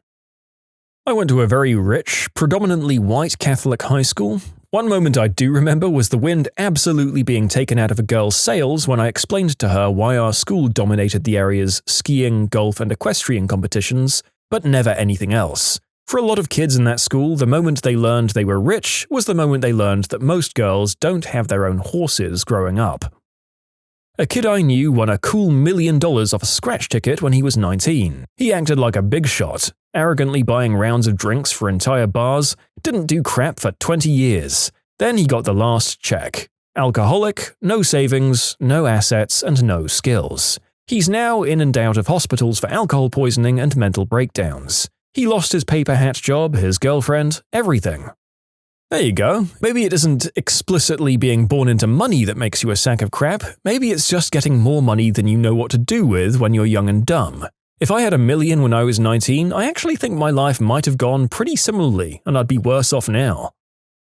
For a couple of years in high school, I went to the super expensive American private school in Switzerland. The company my dad worked for paid for almost all of the tuition, so it was an amazing opportunity for me. Most of the kids in the school were either State Department or from American families living in Saudi. Saudi provided expat kids with school up until 10th grade, so you had to go to school abroad to finish high school. There were, however, a few Saudi kids that were there, mostly so that they'd be able to speak flawless English to help out with their future careers. One of these kids, who I'll call the Prince, was somewhere in the line of Saudi succession, but honestly he was like 1,455th in line for the throne. Not a real contender for king, but his family was rich. Like rich in a way that most of us can't even imagine. The school had some rules, like you couldn't have a car as a student, even if you were old enough to get a license in Switzerland. This rule was a real buzzkill for the prince, but he made it through the year somehow. Over the summer after his junior year, he drove back to the school from Geneva in his Lamborghini, probably just because he could do it outside the school year. On his way up the mountain, the road is like an endless series of hairpin turns, he managed to flip his Lambo into a vineyard while trying to navigate one of those hairpin turns. I'm guessing a Lambo has a lot of power and he took it too hard. His parents, furious at what he had done, decided to punish him by replacing his Lamborghini with a Porsche. The prince was so angry. He complained about it bitterly when the school year started up again. The rest of us kind of just looked at each other in amazement. Same planet, different worlds, I guess. Local rich kid had his SUV in a no parking area at the club. Tow truck shows up to tow it away and the kid goes ballistic. "Do you know who my father is?" etc. to the tow truck driver. After a minute or two of this, the passenger gets out of the tow truck and is a full patch Hell's Angel. The biker politely tells him it doesn't matter who he thinks his family is, and the SUV is towed away. I knew a kid in high school whose parents were loaded. When he got his driver's license, they bought him a $70,000 Mercedes. Within a month or two, he had totaled the car while driving drunk. Parents pulled strings to get him off the full weight of the DUI. Oh, and they bought him another $70K Mercedes. He took too many substances and too much booze when he was 23. He's no longer alive now.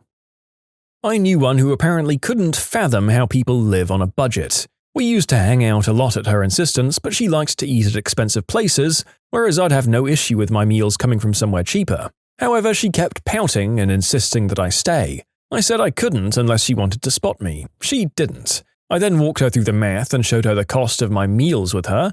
Every day totaled my entire wage for the month. She didn't stop pouting, but from then on, I could eat by myself in peace. You know, I'm trying to be a better man and not take delight in anyone's misfortune, but a rich kid in my high school totaled his pickup truck. He got angry when parents wouldn't replace it, so he purposefully crashed his twin brother's pickup truck, because if he couldn't have one, neither could the brother. Not to mention all the legal stuff that I'm sure was fallout from doing that. Anyway, that kid disappeared. I assumed he went to jail or something like that. Found out recently that no, he didn't actually. His parents literally disowned him, like with the paperwork and everything, and sent him on his way to fend for himself. And I have no idea how that turned out.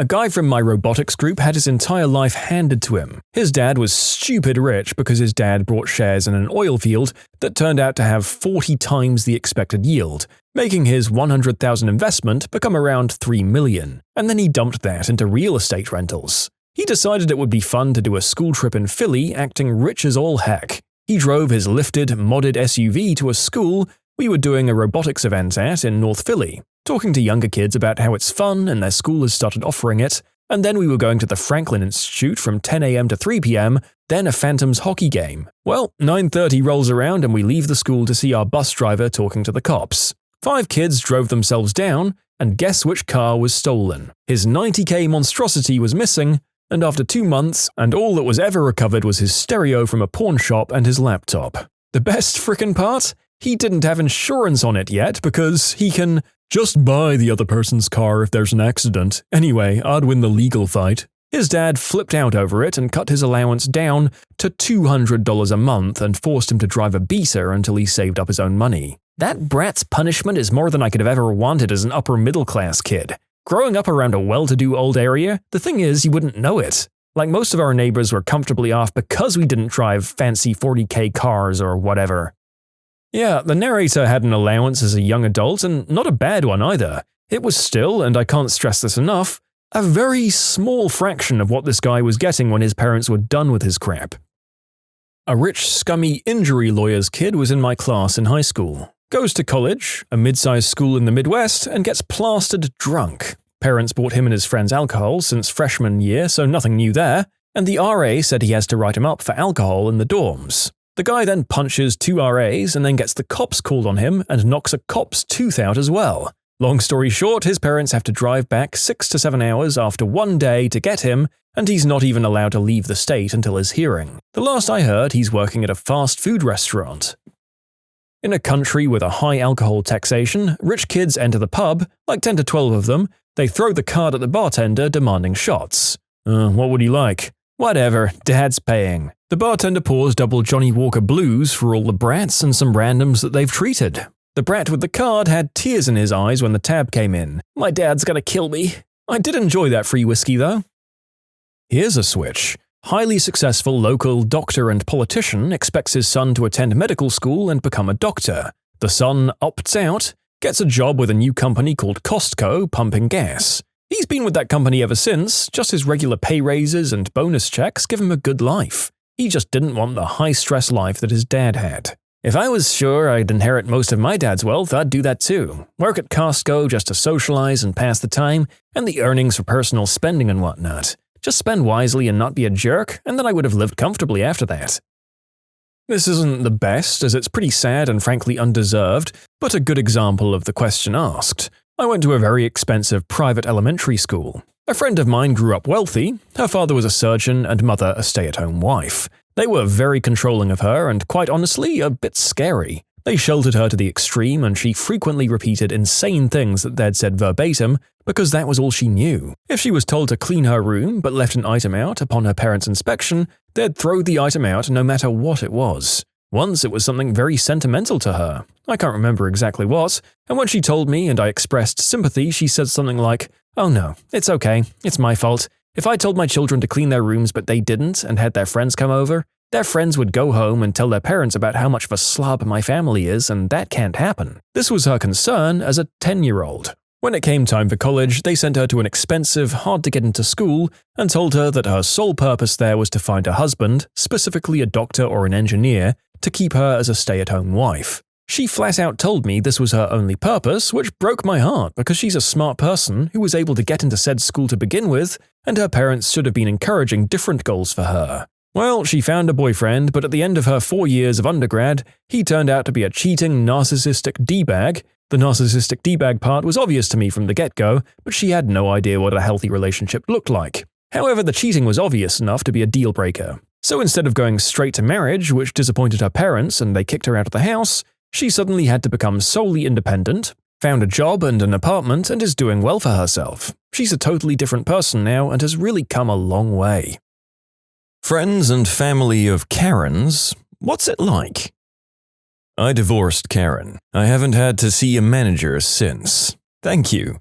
But it is my favorite when family members or boyfriends swing by later to tell me they're sorry for Karen's behavior and that I'm actually doing a great job. Why are we even asking this question? None of them are actually here. They're on shared Facebook accounts named Karen and Dave Smith.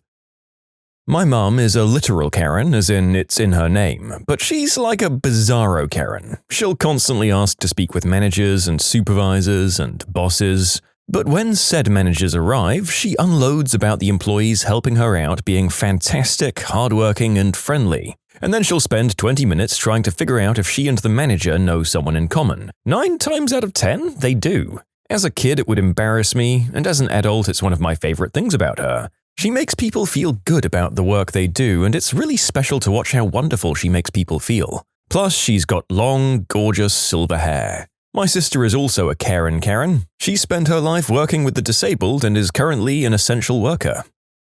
It is the absolute best. I love my wife. I didn't write that. My sister is a Karen. Everyone feels so sorry for her husband. Everything is his fault. He's treated like a slave. She only addresses him by yelling. She constantly insults him. We have no idea why he hasn't divorced her or flipped out and attacked her. We've all told her to cool it, and her response is that he's just so dumb. I could go on, but my sister is really a horrible person. You know, I don't think there'll be any actual Karen husbands writing in here. They're probably all on Facebook. And I don't think they have profiles, at least ones under their own names. I think they're only on Facebook in their partner's pictures. Also, as the narrator has done in the past, he'd like to clarify that this story grouping is open for both female Karens and their male counterparts, the Kens.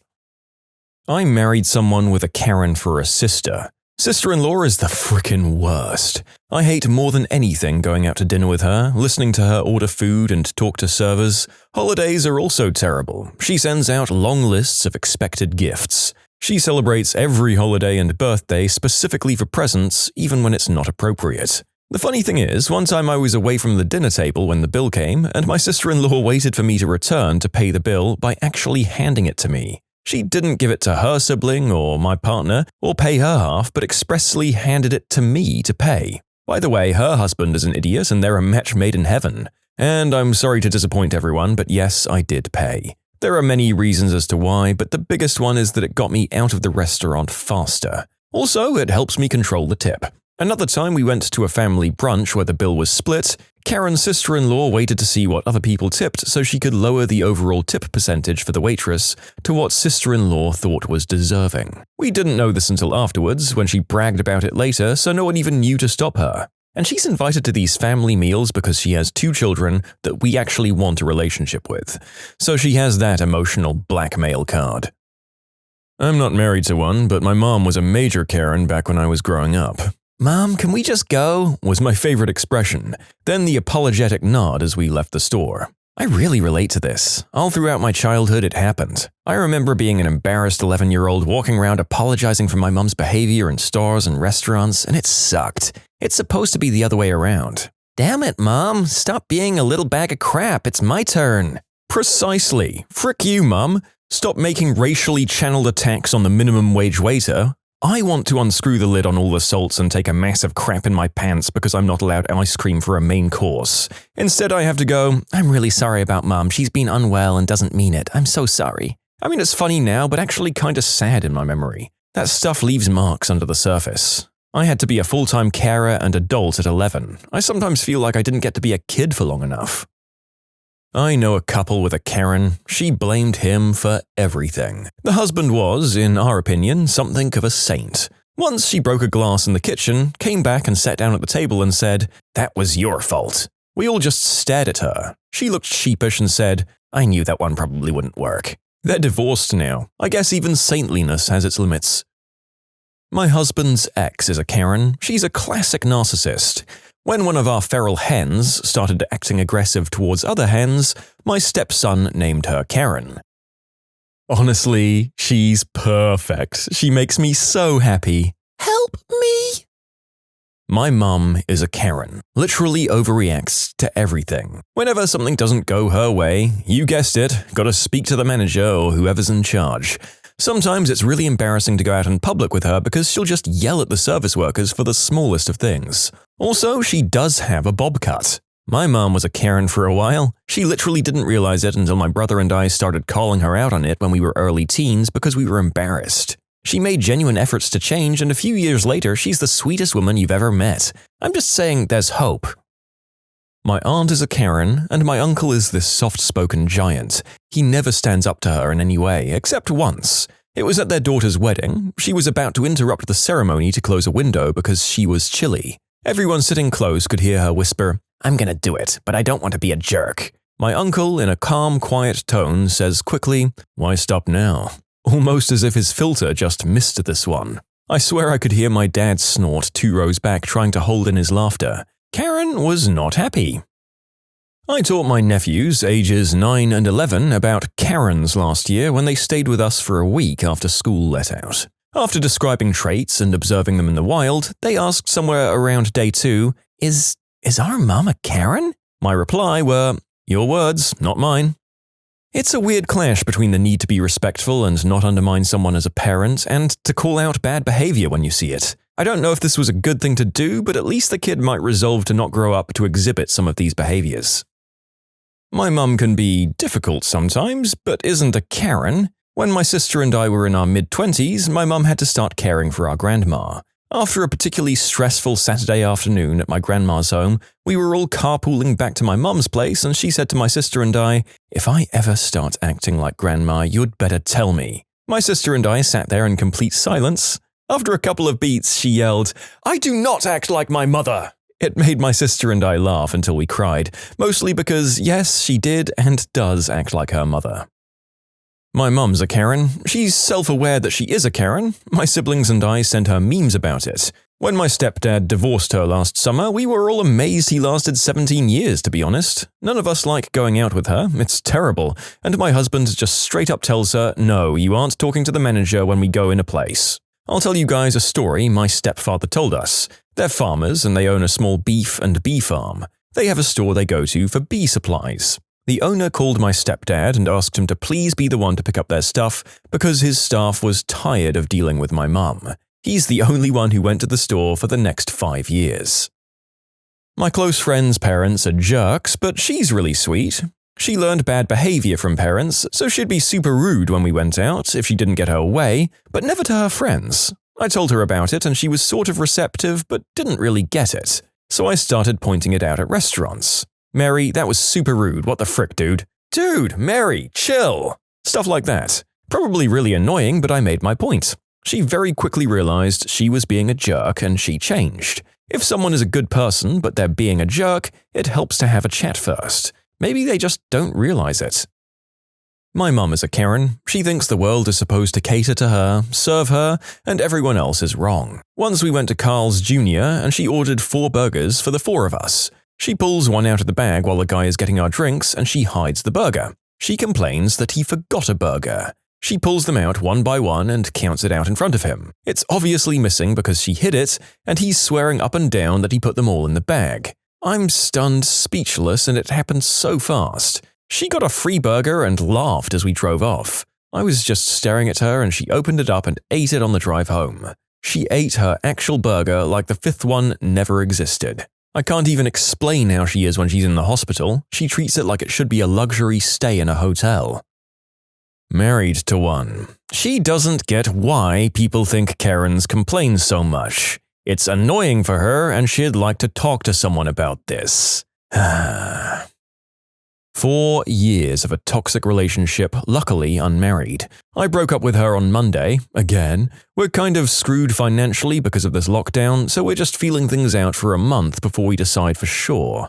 This is a cycle on repeat. I constantly have to cut her off and speak over her because of the way she treats people. Waiters, sale assistants, gym staff, neighbors, landlords, randoms we meet in bars. We were both waiters at the beginning of our relationship, so she's worked in the industry, but she still lacks empathy. She blames the waiter if something is out of stock. My second major issue is that we're now both English second language teachers. She teaches kindergarten while I teach high school. Now that we're both working from home, I hear how she speaks to her students, and it's really opened up another aspect of her personality that I just don't like. She'll berate a student for not understanding instead of evaluating her ability to explain. Shouting at 3-year-olds in their second language just doesn't fly with me. A lot of her behavior stems from a self-defense mechanism due to insecurity, but that's not an excuse. She doesn't realize how mean she is to people, including myself. I'm a people pleaser that would rather sacrifice my own comfort than someone else's, and she expects me to be a jerk to people because I'm a big guy with tattoos. I don't exactly look soft. It's toxic as heck. Please help. Oh, and the hardest part about this breakup? Our bedroom life is so good it rivals most adult films. Easily. You can submit your own stories to be featured here on the channel. The story submission link is in the description below. And if you want to listen to some vibey music in the background, check out easymode, also linked below, and subscribe.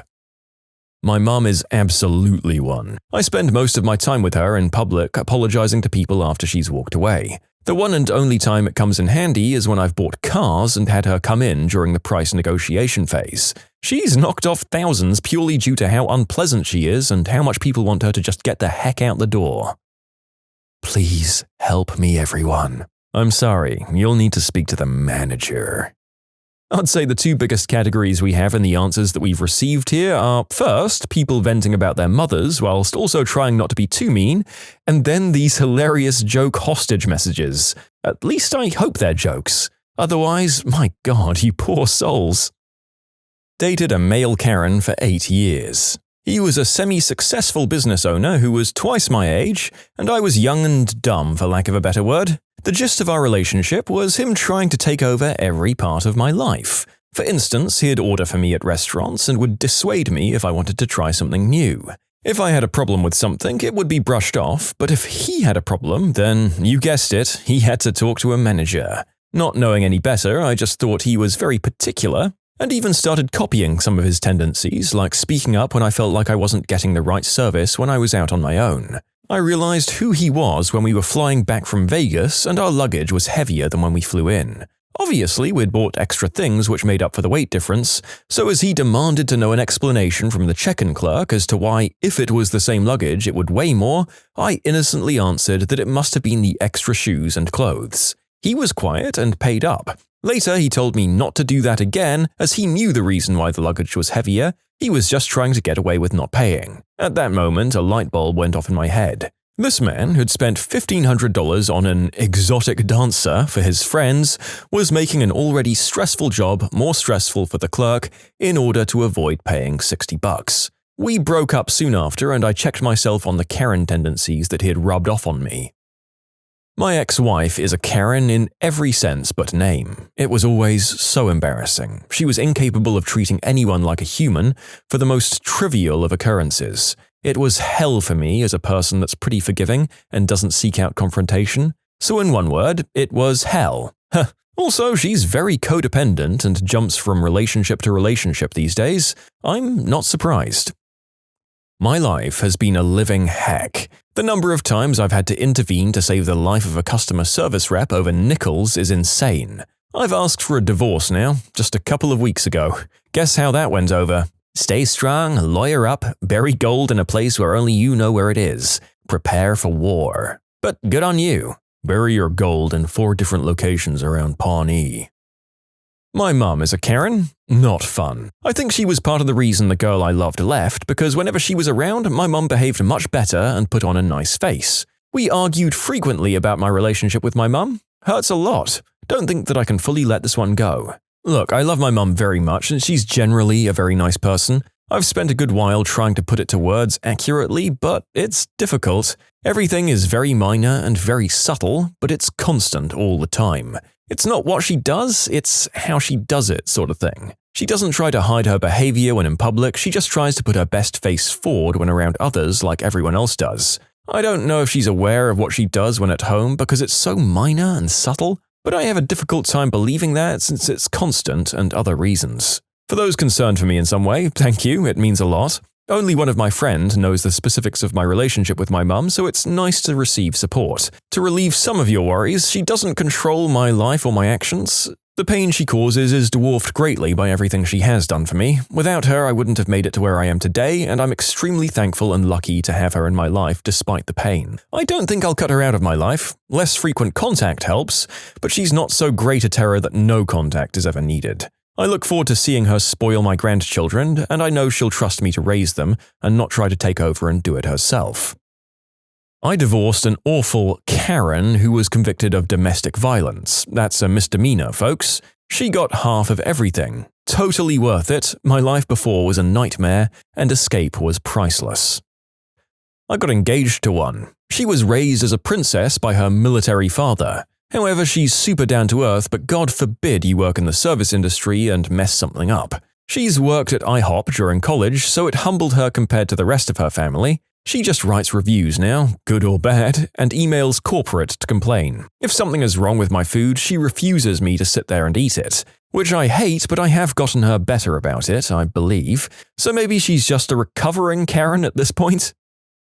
My mother is a Karen. If something minor inconveniences her, she blows it up into a huge deal, constantly complains, belittles me, and has a slight superiority complex.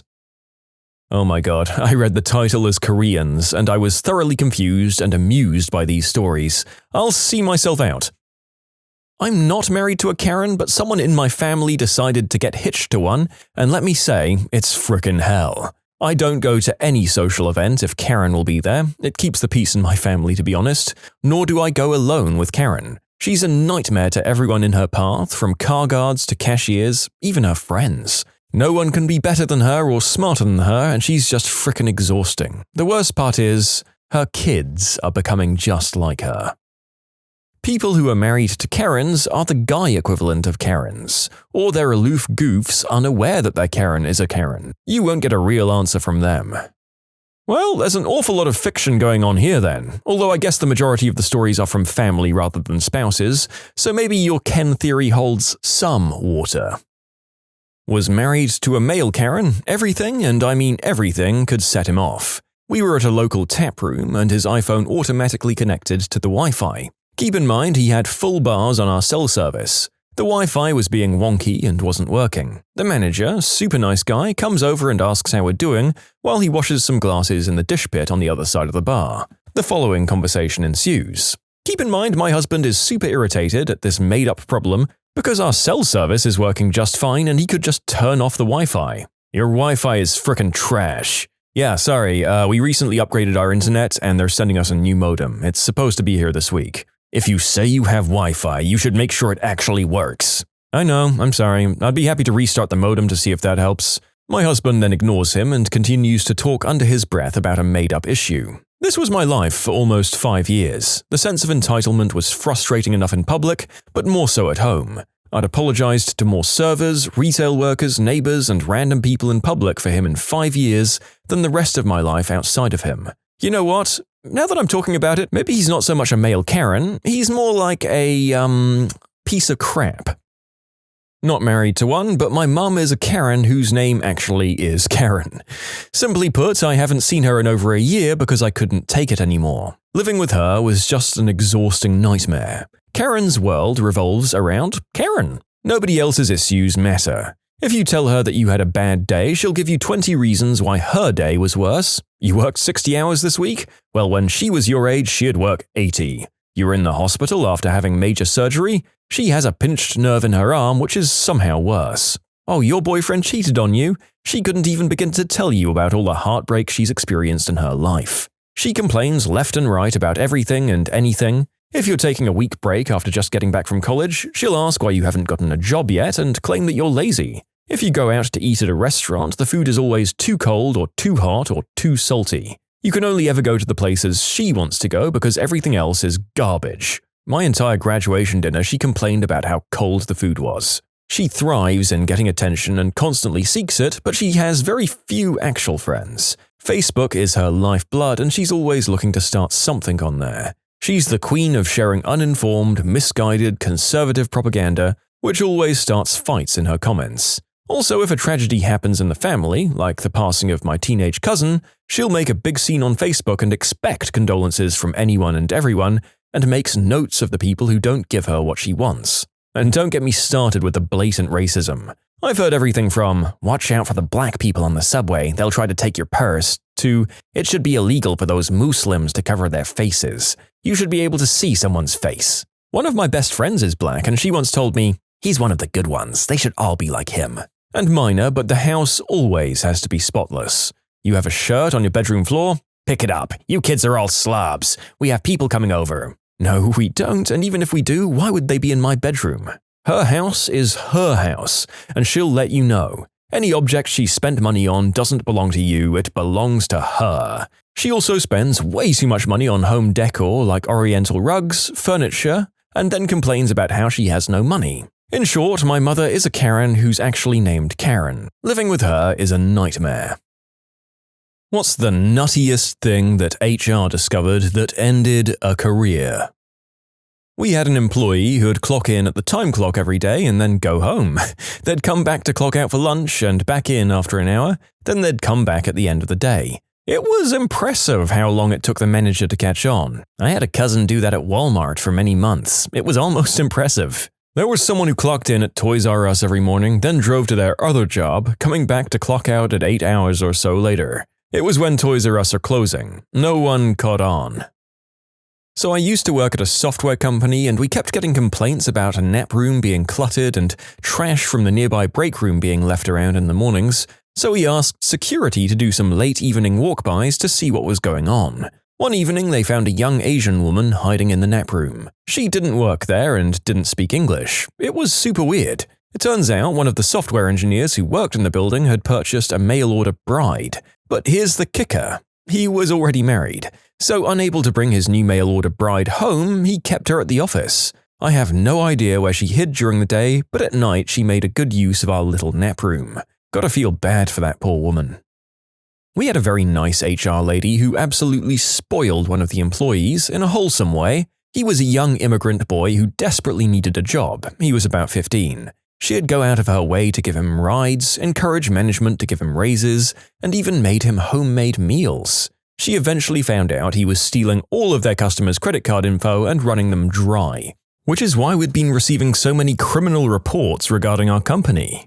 Not only this, but he'd flat out steal their purses and wallets while they were visiting. I'm talking hundreds of thousands mysteriously missing from our customers in a matter of months. It absolutely broke our HR lady's heart when she had to fire him and report him to the police. He was immediately arrested for a large number of crimes and deported. Oh, well, this is just kind of heartbreaking in that it was the one good HR employee in the world who was going out of her way to help out this poor kid. Oh boy. We had like a little privacy room at the job I had. It was meant for personal things that didn't belong in the bathroom, like milk pumping or administering insulin. We had a very small white woman who showed no outward signs of being Muslim, no headscarves, she ate pork fried rice every day, drank at company events, but we can't really judge on that. But she said she needed to do her prayer 5 times a day, and during work hours she'd pray in the privacy room. I wasn't like HR or anything, but my cubicle was right there. Someone was trying to go in to pump, and the door stayed locked. The company was very gossipy, and I was right there, so I heard it all. After about an hour of waiting, they realized her computer had actually been inactive for over 2 hours. They opened the door and there was immediate yelling, and I'm like, what the frick? So everyone was gawking around. There was smack and paraphernalia all around, and she was nodded out in the privacy room, like sleeping. They still had to go through this legal process to fire her a few days later, and she still showed up during the days in between. At my old IT job, we were doing inventory of these barcode scanners that they use in the plant. They needed an update installed, and we figured we'd do inventory at the same time since we needed to round them all up anyway. Well, we only found about 1/3 of what we were supposed to have. Something missing is to be expected, but not that much. Well, later I found a bunch in a coworker's desk drawers. I didn't think much of it at the time. I ran the updates and put them back. Still looking for them, I found most of our missing stock for sale on eBay when searching them by serial number. I brought this information to my boss. He tells me to close the door. You always know it's going to be a serious talk when they close the door. He tells me, "Now, you listen here. You didn't see anything if you know what's good for you." I was fired from that job the next month. I still don't actually know what was going on there, but in hindsight, a lot of stuff disappeared. I'd install a bunch of monitors, then go back to that area and find the old monitors were back. I'd unload printers off the truck and then never see them installed. Clearly, it was my coworker and my boss, but sometimes I do wonder if it was bigger than that. Years ago, I was covering as both HR and LP manager for a district in a now defunct retail chain. The stores carried a variety of adult magazines, also now defunct. Overstock for these lucrative and quick-selling products were in a storeroom. There was a very small, for the time, camera in the room. One day, I was reviewing footage at a store and idly watching an assistant manager restock after closing. Then something odd happened. He was taking one copy of each adult magazine, opening it to a photo spread, laying it down on the floor. Soon, there were about 15 mags spread out. He left for a moment and then returned into the view of the camera completely undressed. Then he laid down on the magazines and started rolling around and, well, you can guess what he was doing. I met with him the next day and said, "I need to let you know that there's a camera in the magazine storage area." He stood up and said, "Okay then," and walked out of the store. I ended up putting him in our system as resigned and didn't dispute his unemployment claim when he filed. I went ahead and told the next person who took over the restocking job that a camera was there before he even touched a single magazine. Car dealership. Co-owner of the company had a used car lot he had registered under a friend's name. The big dealership would take in used cars, he'd pay a technician off the books to give it a bad inspection so the car would go to auction. He'd use the other company to purchase the cars for dirt cheap and sell the cars at a huge profit margin. Essentially got our KBB rep fired because she was evaluating trade-ins as being in good condition. But the inspections would all come back bad, so in the company's eyes, she was terrible at her job and paying people way too much for their trade-ins. They started to catch on when they realized close to 40% of all trade-ins were getting poor inspections. So they implemented a system where 2 technicians each did their own inspections. Suddenly, not so many cars were getting poor inspections. It all unraveled when they looked into it deeper and realized every single bad inspection came from one technician. In total, they estimated roughly $400,000 in profit had been stolen from the company over the past couple of years. It was pretty messy. A long time ago, I was an IT contractor working for a large company. There was probably about 20 of us on this one team that were all contracted by an IT staffing firm. It came to light that one of my colleagues had been previously fired as a high school teacher for a scam where he'd go to his student's place of employment, like Target, Best Buy, and steal a bunch of crap in exchange for not giving them good grades. When this happened, it was revealed that the IT consulting firm has not run a background check on any of us. The company we were working for called us into an office and said they needed to do background checks on all of us, and if there was anything to disclose, now was the time. No one said a word. In the next 2 weeks, one guy was let go because he had done time for mail fraud, another guy for attacking his ex, another guy for getting kicked out of the military for attacking a senior officer, and another guy who was a former cop who it turned out was under indictment for allegedly using his power to do some completely obscene acts. That was an interesting month. My God, you had the real-life equivalent of the rogues gallery working in your office.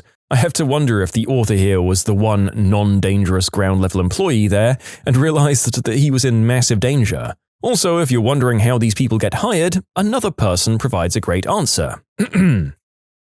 You'd be surprised at how many companies' background checks process consists of either not actually doing it or completely ignoring the results. I've had an HR person dead serious claim their job was to make sure the background check was completed and that they didn't actually have to look at it or take any actions. Turns out 100% always get completed, but some get completed with major issues. But apparently that was all not HR's job. I had a story of a guy using an unmarked company car to run Uber Eats and DoorDash all day. He got away with it for a couple of years. He finally got caught because he was using his work phone for Uber and his data was astronomically higher than anyone else in the company. If he had just used his personal phone, he'd probably still be going. Apparently my predecessor did something similar. Working construction and maintenance job where we were regularly just waiting for something to happen at one of the sites we were responsible for maintaining, and this guy just went out and did Uber Eats and DoorDash for most of his shift. That probably would have been fine if he'd had even a bit of sense about it and only done it when we were in our periods of fairly frequent downtime. But we worked in pairs and this guy apparently just showed up on time, always looking at his phone, and even when we had minor or major work to do, he'd just frickin' leave his partner and go do orders and come back like an hour or so later. We had a bunch of days where we'd finish as much as 6 hours early, and he could have absolutely made tons doing delivery and being on call, but nope. This guy was committed to just not doing almost any work for the job that, and this is what blows my mind, paid generally higher without any overhead costs so that he could continue with the door dashing simultaneously.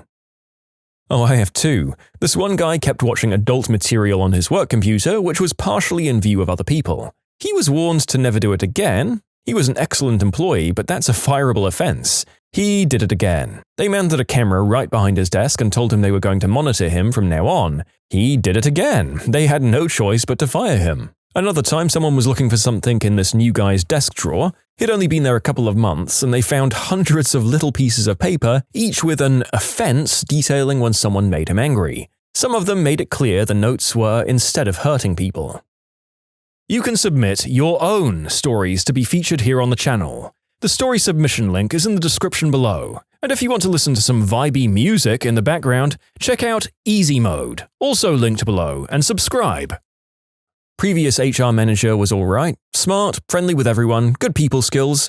He was even an adjunct professor during my last year in college, taught behavior modification and abnormal psychology. Then his wife divorced him for attacking her. He went off the proverbial cliff, started calling young, attractive girls from the lab into his office over the intercom, told them he was obsessed with them and offered them all the expense-paid trips to nearby music festivals, promised them free substances, whatever they wanted.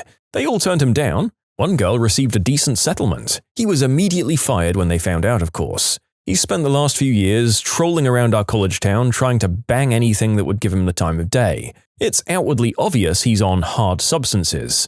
Multiple stalking and direct attack charges, banned from 24 local businesses, absolutely unhireable anywhere serious ever again. My husband was the de facto IT person in his small company. The company had a nationwide sales force, and the salespeople would come into the office every couple of months for meetings, among other things. So when one of the Midwest sales guys, John, came in, he gave his computer to my husband and said, "Hey, it's been really sluggish. Can you take a look at it and see if something's wrong or if you can get it to run better?" And my husband said, "Sure, I'll take a look." Well, long story somewhat shorter, it was running slow because the memory was filled with adult images. So he reformatted the computer, which removed all of the offensive material, and it was working just fine. John came back in to get the computer, and my husband was like, "Hey, your computer was filled with a lot of non-work-related files, and that's what was slowing it down. So I reformatted it, and it's working great. I'd really suggest getting a personal computer for your personal files, as this is a work computer connected to our work network, and we strongly discourage personal files on any work-owned equipment. Laptops have really come down in price, and by the end of today I'll email you some links for some that are really good quality computers at reasonable prices, so you can have one for personal use." John just kind of brushed him off, gave a brisk thanks in passing, grabbed his computer, and left. My husband sent John the email with the links, and that was that. However, 3 months later, on a Friday, same situation. John comes in, computer isn't working, and it's filled with the exact same sort of stuff. So basically, my husband feels that John was given his chance and now the gloves are off. He goes to the company president, explains what was going on, and shows her a sampling of what was found on the laptop. John was fired that afternoon. I can't even wrap my head around that level of stupidity. He was given a get-out-of-jail-free card and basically just spit on it. You can't save people from themselves, I guess. And he probably had the nerve to think that this was literally anyone else's fault but his own. I won't begrudge anyone being into that kind of material as long as nobody's being exploited, but you've also kind of got to be discreet about that sort of thing, especially in a professional context. My wife's in HR. She recently had to handle the firing of an employee because a federal background check revealed he was some kind of local substance kingpin with an active court case. What's insane is that he was actually working this low-level service industry job. My friend worked IT support for a hospital. They have the ability to remote desktop into employees' laptops, even without authentication from the user, but this was only supposed to be done under special circumstances. I had an urgent ticket which required a remote login, but the doctor was completely unreachable, so he ended up just connecting to the laptop. Turns out the doctor was watching adult material at that very moment, and he immediately logged out, hoping nothing would come of it. Apparently the doctor reported the situation, landing them both in trouble. A guy got caught smoking green herb in the bathroom. He only got fired because he had it on the premises. If he'd said, "I'm taking a quick break," or had just disappeared to his car for 2 minutes, took a few hits and come back inside, he would have been fine. He'd been there for 20 years up to that point.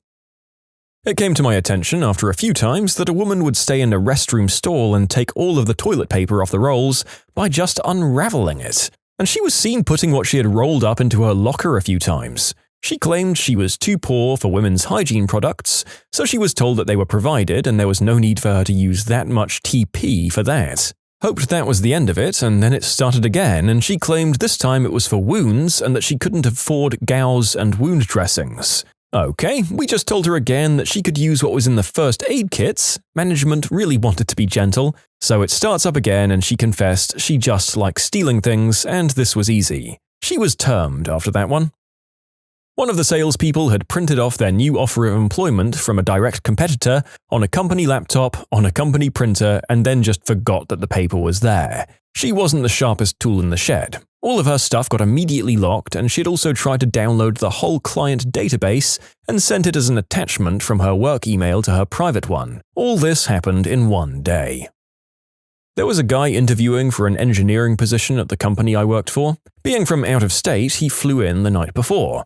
Around 2 a.m. the day of the interview, the HR manager's cell phone rings. It's the interviewee asking if she'd bail him out of jail. He had been arrested for getting into a fistfight with a working girl in the bushes at some park. They had a dispute over payment due for the services given. He was fired before hired. Not HR, but my coworker went to work for a competitor and then never quit her job with us. She traveled for work and was able to work both jobs for months. Lasted until a customer mentioned he'd heard she'd left our company and asked who his account rep would be. When I worked for the federal government, one of our senior managers was dating 2 women that were his contractors. They lost the contract to a competitor. Not losing to want his harem, he demanded the company hire them. They said, no, and he cancelled their contract in retaliation. They sued and the truth came out. Our CIO demanded he quit. He said he was a disabled veteran and she couldn't fire him. He literally told her to go F herself. He ended up just getting moved. Not fired, not demoted, they just moved him out of IT. He still works at the company. This one guy was hiring working girls and dealing substances on his night shift. The guy admitted to everything. We found out because he had to give someone else his work phone, and a pimp kept leaving messages demanding money. You know, in my time, I've seen a lot of wild stuff, but people in HR were the wildest. Our HR generalist was pregnant. The father was one of the people on the production floor, but she didn't know which one. Fistfights broke out amongst all the potential fathers. HR VP was fired after a paid conference he attended was actually just a free vacation for him and his family. He didn't even go to the same city as the conference. HR director was having an affair with the IT director. Both of them were married. When they were confronted, they both denied it, so they were both fired. I saw them 7 years later on a plane coming back from Europe. Still together. I was the IT guy who involved HR.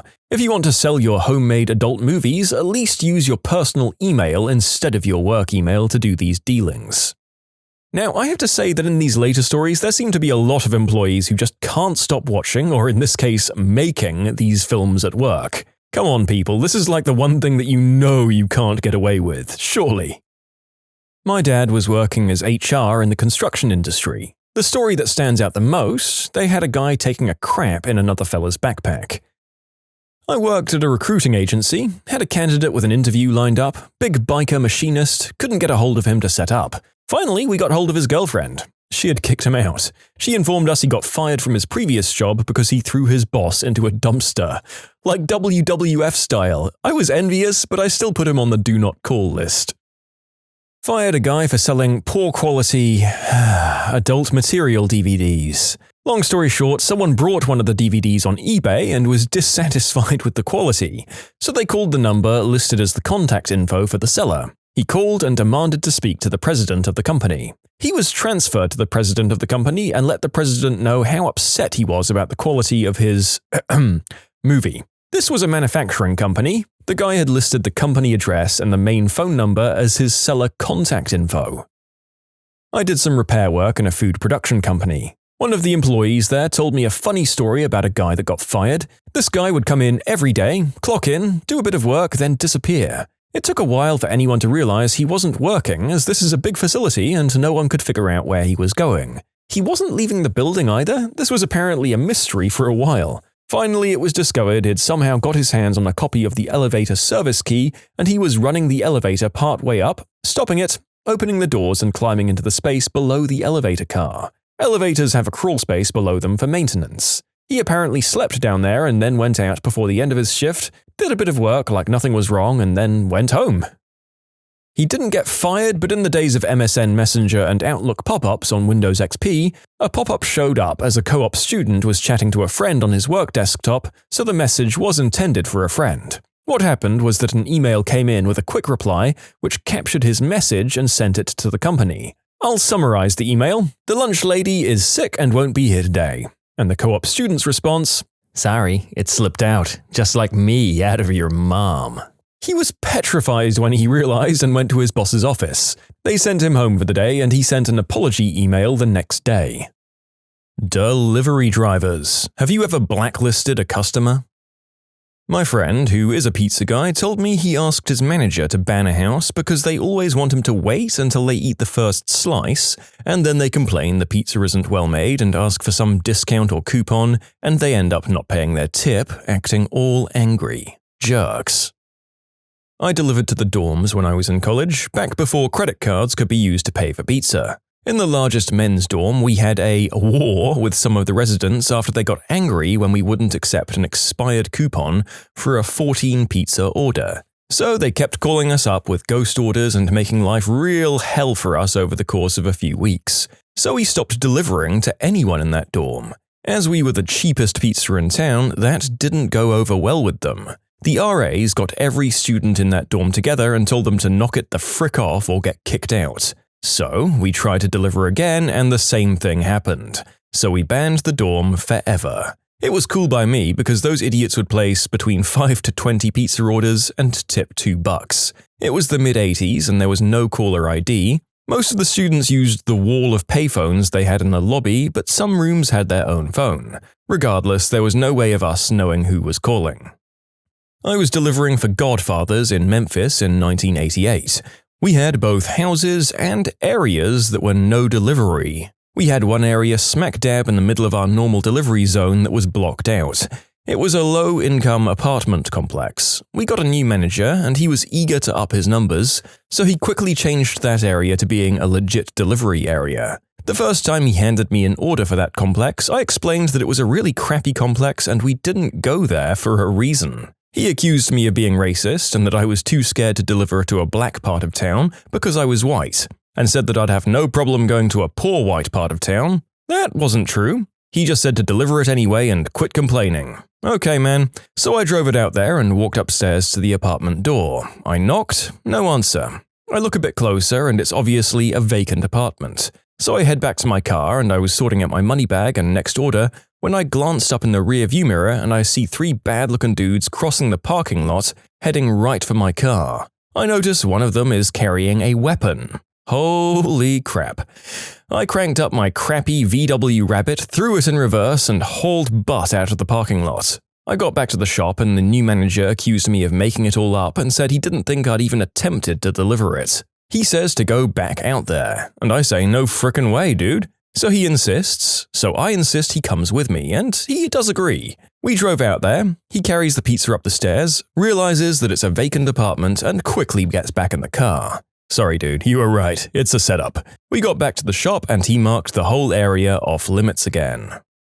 Yep, sometimes new management discovers that these old rules are there for a reason. Also, at least your manager was not only able to put his money where his mouth was and come with you, but he actually admitted fault, so good for him. That's better than 98% of managers we hear about here. A lady on our delivery route was always just getting out of the shower when we arrived and kept accidentally dropping her towel. There wasn't a single driver in our shop who hadn't seen every disgusting fold and lump of that 300-pound acne-covered body. The manager finally warned her that if she did it again, she'd be banned. She, of course, did it again, and I like to think that the resultant loss of home-delivered pizza translated into a net benefit for her physical health, just as it had done for our mental health. I had a house who took the pizza, went inside, I'm assuming shook it violently, and then ran me down before I drove off, demanding it be free since it was all messed up. I said there's no way that happened, but I'd be happy to take that pizza and get another. He demanded he keep that one and I get him another. I said, no way. I ended up taking the pizza back and I got chewed out because they thought I dropped it. Then a few weeks later, they pulled the same crap on my boss. People are scummy. There was an older man who suffered from dementia that would order 4 fountain drinks and nothing else from my shop and then would tip about $300 every time. After hearing about it a couple of times, I told my manager and we all agreed to get in contact with his family, let them know that we wouldn't take orders from him and that they'd have to take some measures to keep him from doing the same with other establishments. God only knows how much money that guy gave away. I used to deliver sandwiches for a shop. We had to blacklist this one lady who'd call up last minute and always demand 50 to 100 sandwiches for her meetings, and she wanted them delivered in 15 minutes. We explained to her over and over again that this wasn't how it worked, but she still demanded her order. So, when it showed up 45 minutes later than expected, she became a monster, causing a scene, not tipping, sending in complaints to the district manager. This happened so many times, and finally one day she called in an order for 200 sandwiches, wanting it in 15 minutes. I delivered the order myself and she took the sandwiches from me for her meeting. I sat there and waited for her to sign the receipt, and waited, and waited. Turns out she took the sandwiches into her meeting and booked the heck out of there without signing.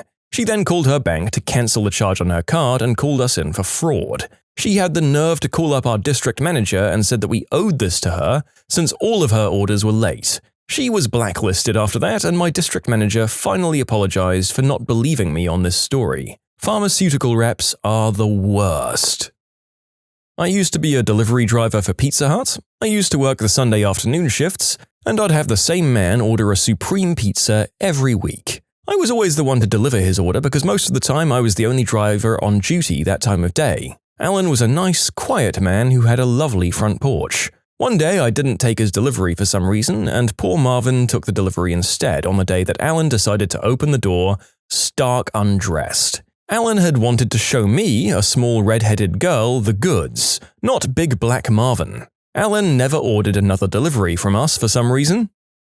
I delivered pizza in New Jersey. I went on the porch to see a snarling Rottweiler behind the door. Not a big deal, it happens a fair bit. I'm a stranger, the dog is just being a dog, right? The lady pushes him back and we do the transaction, and as I'm turning to go, the lady said, "Oh my God, he's out." The back door was swinging open and the dog was charging around the house, about to come onto the porch.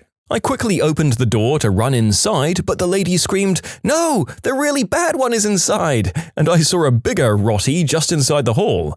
So I stuck myself between the screen door and the real door, and I'm trapped in an angry dog sandwich. The outside dog bites my calf because I can only close the screen door so much. There wasn't much damage, but I was bleeding. The manager goes to talk with the lady. It's like an eighth of a mile from the store, or that lazy jerk wouldn't have bothered, and the Rottweilers were penned up out back. As soon as the lady starts talking to him, another small mutt dog zips out the door and bites him on the hand. He made the call on no more pizza for that household.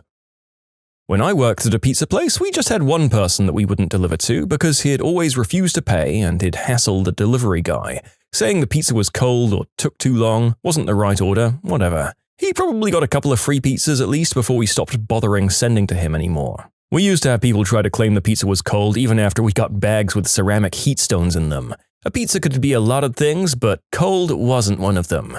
You could have a pizza in one of those bags for 2 hours, and the bottom of the box would be so hot you could barely touch it. It was a pain having to keep those bags plugged in and rotate them so you are always using a hot one, though. We had a guy and 2 girls order separately, then grab the pizzas and run. The girls had picked the food up and left while the guy was paying. After 30 seconds, the guy bolted. It was a $100 order. My manager, who's a frequent gym goer, leapt the counter and gave chase. The 2 girls had gotten into the car with the food, but when they saw my manager pounding towards them, they drove off, leaving the guy. My manager chased him for 3 blocks and was gaining on the guy when the girls pulled up and the guy got into the car. Unfortunately for them, all 3 of them went to school with the kitchen hand at our store, so we had their names, jobs, addresses, and Facebook accounts. We contacted them all on Facebook and we got them to pay for the pizzas the next morning under threat of contacting the police. We also put them on the no delivery list. You know, it's probably a good thing for these kids that their first step towards petty crime was such a harrowing failure of an ordeal. With any luck, it put them off trying this crap ever again. I worked at Papa John's. The only place on the no delivery list were bounced checks. We had one driver get his knee bashed sideways with a baseball bat and money stolen.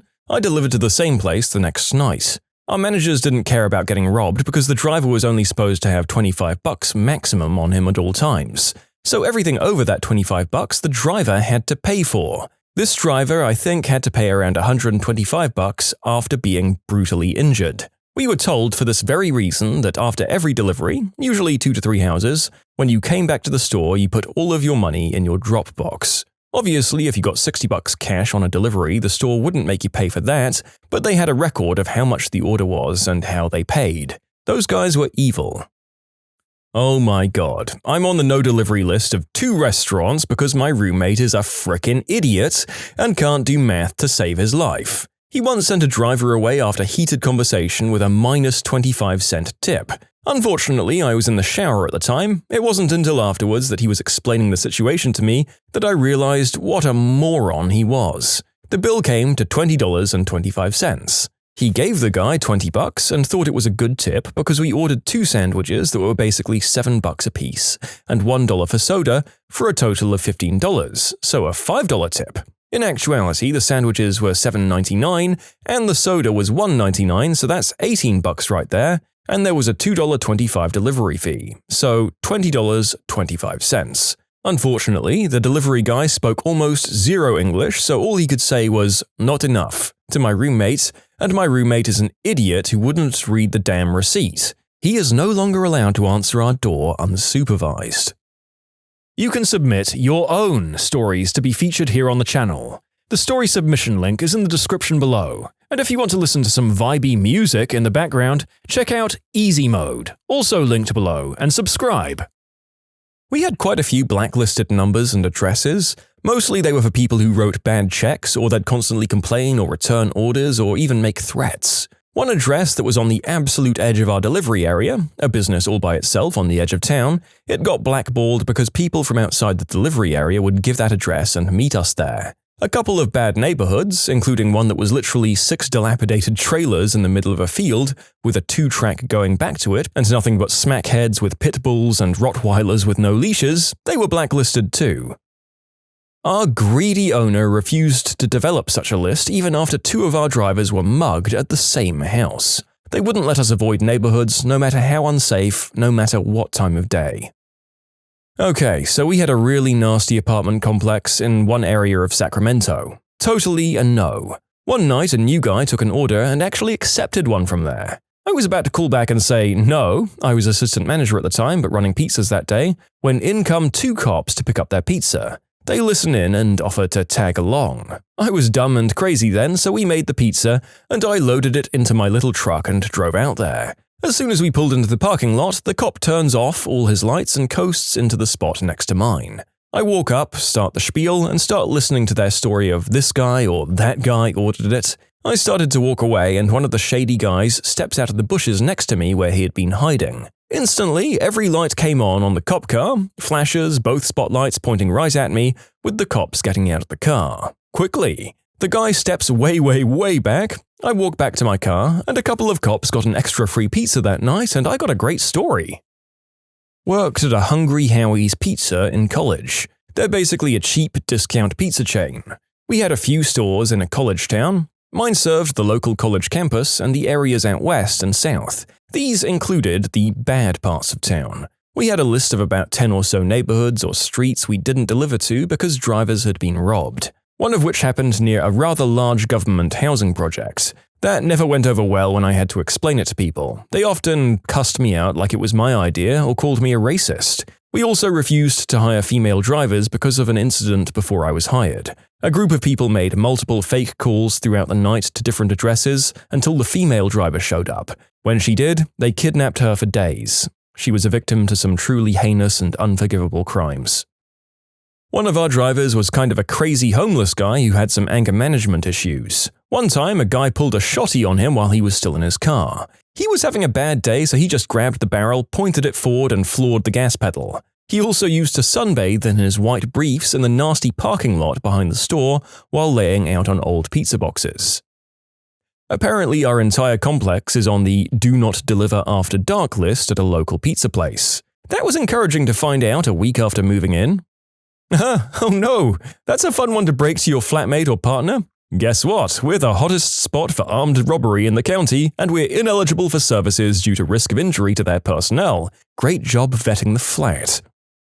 In the late 90s, I was still living in Detroit and I was in between desk jobs, so I delivered pizza as a part-time gig. Detroit's neighborhoods have been rough for a few decades now, but the 90s seemed like they were on their own level. I won't say the specific neighborhood, but there were some really rough ones. This one house, though, this house was just in awful shape.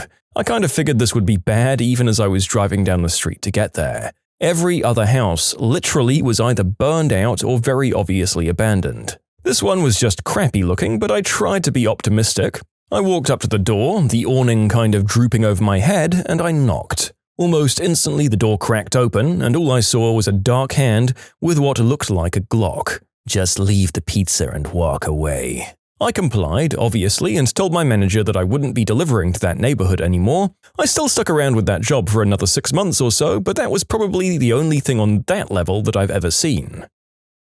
Prior to my freshman year of college, 2002, I was delivering pizzas for Pizza Hut in a decent suburb outside of Cleveland. Now, I was kinda the typical green herb-using, partier, easygoing delivery guy. As a bit of background, one afternoon, my manager requested that I go to change several $100s for smaller bills for our register. As I was leaving the bank after getting change and getting into my car, I sense someone approach from behind and suspect they're going to ask me for a cig. Nope. Instead, it's a guy with pantyhose on his head and a knife who demands the money I have in my pocket, and my keys. I oblige, and he ultimately runs off and tosses my keys into the parking lot where I can see them. When I run into the bank, no one at all saw the incident, and wouldn't you know, when they pull the footage, there's sun glare in the exact spot on the window where my car was parked. The cops interrogate me and search the car, but seem to conclude that I was in fact telling the truth. My manager even vouched for me, saying how I was a good kid. Flash forward to about 10 years and I was telling the story at a party and bam, it hits me. My manager, who often dated unsavory characters, set up the whole thing. Considering I was robbed in front of a bank in broad daylight on the busiest street in my town, who the heck would know to rob me, especially since I hadn't put my car topper on at this point. I worked at a Little Caesars when I was a teenager. On a really snowy night, one of our drivers got into a car accident and sadly lost his life on his way to deliver the pizza. The customer called in a little while after we learned about the accident and absolutely lost it that his pizza hadn't been delivered. When the manager explained the situation, he stated he didn't give an F and wanted his pizza delivered for free. Needless to say, he got an earful from my manager and was put onto a no-serve list. Delivered pizza in high school living in New York. There were a couple of neighborhoods that we had to be escorted to by cops who were permanently stationed on the corners there. When you got to the building, we had to wait in the security booth that had bulletproof glass on it. This was all because some people would call delivery places and just rob the people of the money they'd carry, sometimes their cars as well. Our delivery store has a woman who used to come in every so often or order delivery and who didn't want black people to interact with her or her food at all. One of our drivers, a really nice old black guy, delivered to her and she simply slammed the door in his face. Another time, she walked out on a black cashier because she swapped places with the white driver who was originally taking her carry-out order. Finally, the manager put his foot down and told her not to come back or order from us ever again. I'm a former Domino's driver in a central Florida hood. The no-service lists were apartment complexes or streets where drivers had been robbed at weapon point. The downtown store had some places it would do in daylight, but no service after dark. Screw that job. I worked as a delivery driver for Papa John's in high school. It was a nice weekend job, lots of nice people in my area. Naturally, there were a couple of idiots who we didn't like to serve and later added to the blacklist. One memorable house was this guy. This frickin' guy. He would order massive amounts of pizza, I'm talking anywhere from 7 to 20, and he'd pay with cash. So naturally, we'd call ahead of time to make sure it was a legit order and that we'd get paid for the pizza. He'd answer, tell us that it was all good and that he had the cash. It would always be the same order, X amount of thin crust pizzas with double anchovies and olives, extra cheese. I'd load up my car, drive over, and he'd never be there. Lights off and everything. Needless to say, we were all mad. This went on 3 times before we decided to add him to the blacklist. Then we'd get the same order to other houses. We'd get sketched out and not deliver to these houses. This happened over time with many anchovy and olive orders made, and we added like 6 or 7 houses to the blacklist. Not the craziest story, but it's the only pizza blacklist story that I have. Pizza guy here. We don't have such a list, but we do remember which houses are regular jerks and which ones try to scam free pizza by complaining. Usually we just send another pizza, but we make the regular baseless complainers send the first one back. We've never had anything truly bad happen to us to make us stop sending to people altogether, but we've sent different drivers to some places, like if a coworker is being hit on and it makes them uncomfortable, we'll send someone else to the place. I'm sure if something bad enough happened, we'd cease delivering to that address though. I worked for a restaurant delivery service and we had 2 people that stick out in my mind.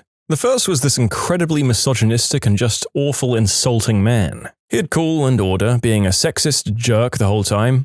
I don't give a frick about any goddamn specials, sugar chest. Just give me a rib plate. And then 10 minutes later he'd call back livid because his food wasn't there yet. Now listen here, you goddamn witch. I hated that man, and it was glorious when my boss snatched the phone from me mid-tirade and told the guy off. The second was one of the brothels.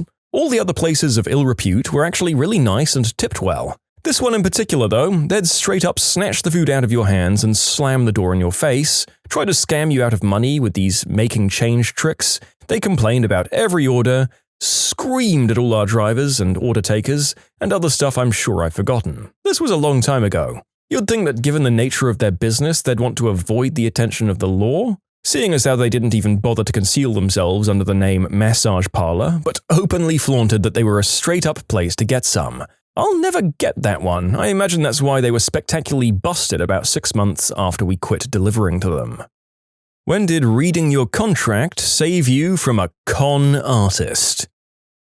I signed up for a gym membership on a whim and got sketched out when they initially charged me $250 instead of only $90 for the month. I went home and I legit didn't sleep because I was so mad I went through with it. I called and asked the next day to see if I could cancel, and almost everyone I spoke to said either no, it was impossible, or only if I moved to an area that didn't have the gym. I checked the contract and you could cancel within the first 2 weeks, and I was only 3 days into the contract. You bet your butt I cancelled so fast. Gyms are notorious for being hard to get out of their contracts. LA Fitness wouldn't let me cancel online or in the gym itself. I had to send a letter to their HQ in California or some crap. They claimed they never got it. I had to send it certified in order to force them to acknowledge that they got it. I just recently cancelled a lifetime fitness membership as well. They weren't as bad. I went to customer service and said I wanted to cancel. They said no problem, but then the computer he was using won't let me sign it. Here, let's go to my office. At which point he tried to get me to stay. Once I said it was because of where I lived now, he was completely understanding and got me cancelled immediately, so it was comparatively good. My landlord agreed to let me move out a month early since he wanted to lease the apartment to someone else. We had to sign new paperwork to let me out of the original lease and to make me agree to be out by an earlier date.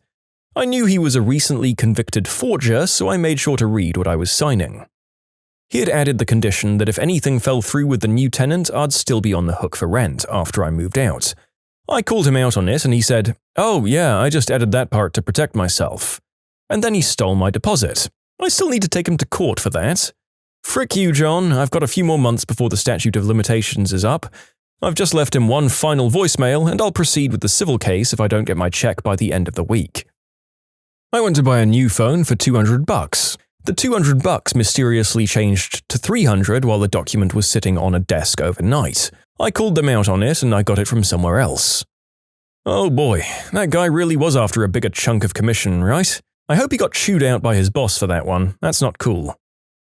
My wife and I were at a car dealership buying our first car. The dealership was offering special no-interest financing for recent college grads, and we were using that to finance the car. The finance guy presented us with 2 options, a 3-year payment plan and a 5-year payment plan. The whole time he made it sound like the zero interest applied to both, so we went for the 5-year plan to get a lower payment. Finance guy tries to get us to sign without reading the paperwork, but we weren't having that. We come to find out the longer payment plan didn't qualify for the no-interest deal, and we were getting charged 6.5%, which is a hell of a lot more than zero. We got angry and threatened to walk out after we realized what they were trying to pull and got them to come down on the price. I know they've pulled that on other recent grads who don't read the paperwork and just sign.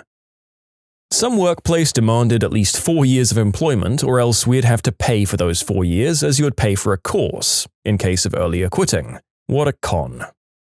My last restaurant job had a non-competition clause in the new handbook. I pointed it out to my coworkers, few signed, and it was revised in a week. Scumbags. You're more likely to put up with bullcrap if you're not allowed to get a job somewhere else. I went to pick up my car from the dealership, and it said by signing the paperwork it gave them permission to lend my information to third parties. Nope. When I bought my new car 3 years ago, the finance department processed and had me sign paperwork at a certain price. Then they called me 3 days later and told me that their lender fell through and I'd actually have to pay an additional $100 a month. I brought in the paperwork with the price I signed for and the keys. Told them they'd stick to the contract or they could have their car back with the additional mileage. Apparently this is a fairly common practice at car dealerships. Beware, folks. I'd taken some helicopter flying lessons and I was considering switching careers to that. So I found a flight school and applied for a student loan. Sally Mae was the only one that would cover it. And when I got to the final paperwork, the interest was higher than they'd told me over the phone, and the total payment to them was going to be well over $200,000. So I cancelled and didn't go to flight school. At my high school, they set up Wi-Fi for us to use. However, in the terms of service, it said that by signing into the network, the school had permission to search the phone and look at its contents. I did not sign in, and I haven't to this day. I work in the music industry. A label wanted to sign me, and the entire contract was in very, very broken English. Amongst the idiocy on the contract were such gems as signing over my name, copyrights to all of my past songs, and being held financially accountable for any physical albums that didn't get sold. F that. Buying my house. My husband signed the paperwork and I went in later that day to sign. I started to read through the loan application. The mortgage lender was like, "What are you doing? You don't have to read that. Your husband already signed it." And I was like, "No, I want to make sure it's what I want." The loan was $250,000 at 25%. Yeah, right. Didn't sign it and I got out of there. The mortgage guy said he was going to take me to court. I said, "Go ahead, it'll be cheaper than what he wanted me to sign." I took over all the mortgage stuff from then on. The mortgage guy was a friend of a high school friend of my husband and later got busted and arrested. He lost everything and had to have his parents bail him out. Also, the mortgage lender we'd had go through our FHA loan got arrested for selling bad loans. Do your research, people. I viewed this great flat and I was ready to hand over a deposit when I decided that I should actually read the rules they'd sent me once over again. I read the one they gave me when I reviewed the place, and it was a bit strict, and in general I thought it was silly to have written rules when you're paying that much, but then again, it wasn't anything I couldn't handle. Thank Odin I checked. The rules listed in the email were completely different and included gems like, if you wish to bring a guest to the house, you must put forth a request in writing at least 1 week prior and must be approved by all members of the flat. There will be no guests allowed after 10 p.m. Absolutely no guests staying over. Any guest that comes over will require a $20 fee to go towards water usage for the toilets. And I was like, you want me to pay over $1,000 a month for my own private room and not be able to invite people to come over without jumping through ridiculous hoops? I noped out real quick. There were a few other ridiculous things, but that took the buns.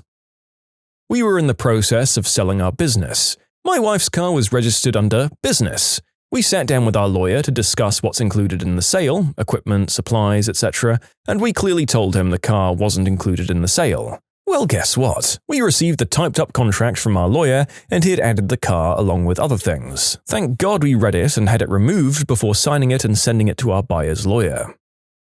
A lease I once had said, "The landlord agrees at the renter's expense to blah blah," with the blah blah thing being a list of deep cleaning services to be completed at the end of the lease, like many hundreds of dollars worth. Similar story, I signed a lease which included a requirement that I steam clean curtains and clean carpet prior to leaving. I got the curtains done at a cleaner and did the carpets myself with a rented cleaner. The company did my inspection and claimed curtains and carpet haven't been cleaned. I argue and she says, "Well, you need to get it professionally cleaned, it's in the lease." Well, I knew it was BS and said, "Okay, get a copy of the signed lease and prove it." She rifles through a drawer and says, "I can't find it, but trust me, it's in there." I did nothing, and nothing happened to punish me. I was sent a freelance contract for a job offer in the media industry. I was a graduate at the time with 2 years' experience. I was offered £6.50 hourly pay with the expectation that I must be available to work 37.5 hours per week. I had to use my own car for business purposes but couldn't claim expenses for fuel or mileage. And above all, the contract demanded full rights for the company to use any creative works I produced within 2 years before the start of the position. I didn't accept that job. 2 years before? What the frick? That's delusional. I could understand companies wanting rights to whatever you create on company time, but I just cannot understand why companies think they can just own their creative employees. Frickin' artists get shafted so much. I'm glad you read the contract and noped out. Yep, on behalf of all creative contractors, screw that kind of work. Working in just about anything to do with design, art, or performance is a frickin' minefield sometimes. Thankfully, there are some good bosses out there who understand.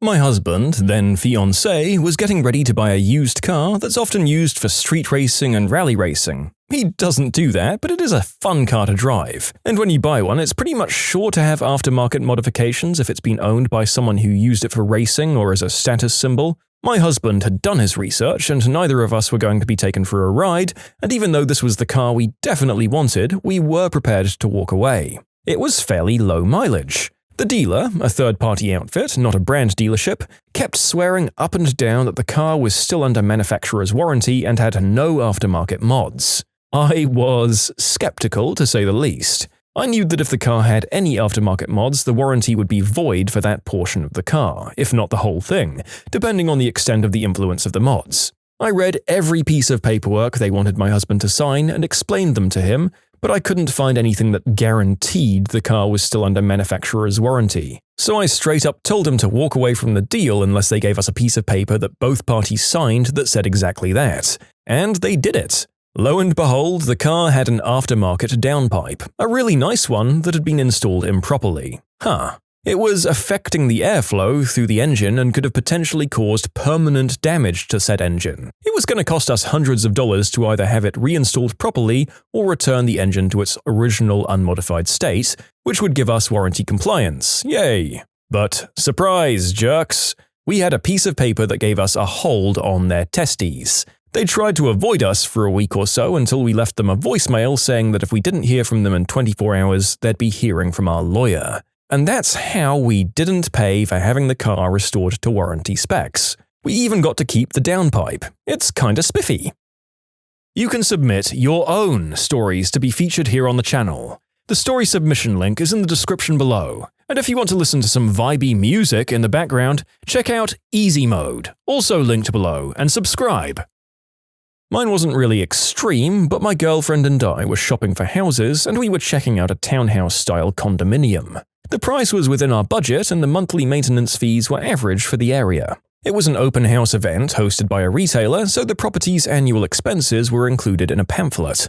I found that on top of the regular monthly maintenance fees, which were around $350, there was an additional expense of $800 every 6 months. I asked why there was an additional expense if there were already regular fees, and she responded that the extra $1,600 per year was used to keep the fees low. I responded that the fees are average for the area and many places in the same neighborhood are already lower. Long story short, it was a nice house, but we didn't pursue it further. I'm on board with the idea of condo fees if they cover things that I would normally pay for, like heat and water, snow removal, or garden care, and if they needed additional expenses for major upgrades like new roofs or doors or windows. But expecting 12 houses in the row complex to each kick in a $1,600 bonus every year without specific accountability isn't something that interests me.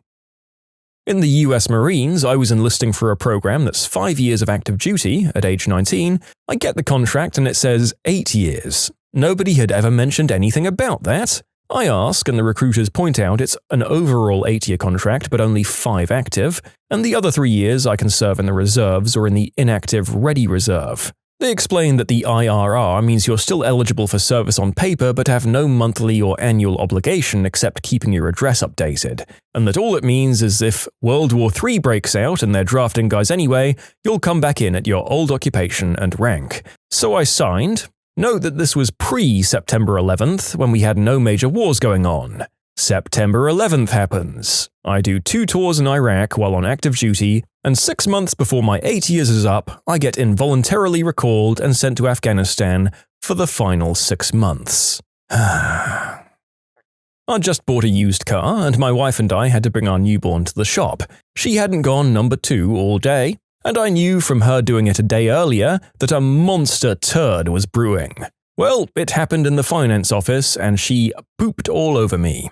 Now, just before this, we talked about the $250 cancellation option, how I didn't want it, how I sold cars in my past. We had a good conversation about it. Well, this jabroni gave my wife a digital paper to sign to reject it and zooms in to help her sign, but is really obscuring the fact that he had her sign for it. After I emerged from the bathroom, covered in watered-down number 2, I read the whole long form and caught it. He pretended not to know what the charge was, then he said it would take hours to manually redo it. I told him to get to it. It didn't take hours. I didn't know about the signature until after I got home because he gave me a digital copy of that on a USB drive. When I got home and looked over the digital part of the contract, I was floored to see and put together what had happened. That jerk saw us struggling with our new baby and thought he could steal $250 from us to pad the back end. First-time renter here, I moved out of uni residence to get my own place so I could take my family cat. Found a nice little apartment for cheap downtown. I intended to move in with a roommate or 2 to split the cost, close friends of mine. The landlord didn't speak English very well, so although he insisted, "Oh yeah, everything good, everything okay," I wasn't sure he understood what I wanted. When he bought out the contract, it said in writing that pets weren't allowed and the cost would increase for more people living there. I pointed it out to him, but he retorted to the effect of, "I use this contract for all tenants. Those rules don't apply to you." Bullcrap. I told him I wasn't signing unless he rewrote the contract, but he refused, saying he wasn't going to waste time pandering to paranoid people. I offered to write the contract myself and was baffled that he agreed to it. So I wrote up my own contract with super lenient conditions, making sure to protect my own butt. Had a lawyer look at it and notarize it, and now I live with my cat and roommates at the original cost. I went to a reasonably well-advertised jewelry shop to pick up an engagement ring. Knowing that I wanted it to be a surprise, and that she'd want to pick out her own ring in due time, I made sure that the ring would be returnable for full price and even for a full refund from that store when I bought it in for $900. After the proposal, my then-fiancé found a ring she liked better at a different jeweler, so I went to return the ring. When I said I wanted to return it, the clerk said, "No problem, just sign this and we'll get you sorted out." I read the small paper and it stated something very close to, "I now confirm this sale to be a final sale and cannot be refunded or returned for any reason." I read it, pen in hand, looked at her and said, "Why would I sign that?" She took the slip back, got her manager, and I was able to get the full amount returned via the same way I paid on my debit card. For those interested, it was a People's Jewelers in Vancouver. That's insane. I have to wonder whether that was a con artist that was being pushed from management or the higher-ups, or whether this one salesperson was just really gung-ho and trying to save on commission no matter the cost. It was a wild gambit to take in any case, handing a customer a piece of paper that may as well say, "Please do the opposite of everything I've just asked for and keep my money." When we were young, my friend signed for a pre-owned Audi and came over to my house. Said it was like $300 a month and the contract was in his glove box. I read the paperwork and told him, "You know this says $550 a month, right?" He was clueless, but thankfully it was over a weekend, so Monday morning he went back and caused a scene to give the car back without penalty. My wife and I were 3 days away from signing paperwork to buy a condo, and they sent us the latest, and we noticed that they changed the interest rate by a tiny amount, like 0.2%. They said the change was because they reran our credit, so they altered the interest to reflect our current credit rating. That left a bad taste in our mouth, so we said no thanks and walked away. The next week, my company got bought out and they moved us out of state. If we would have signed, we would have had to either immediately sell or quit my job. We bought a new RV and received a coupon for 3 nights at a luxury RV campground park. Of course, to receive the free nights, we had to sit down with salespeople trying to sell us a membership first. My ex was very gullible and gobbled up the free cookies and sales pitch after they showed us the beautiful photos of their campgrounds all over the state. There were many promises made of ocean views, clubhouses, swimming pools.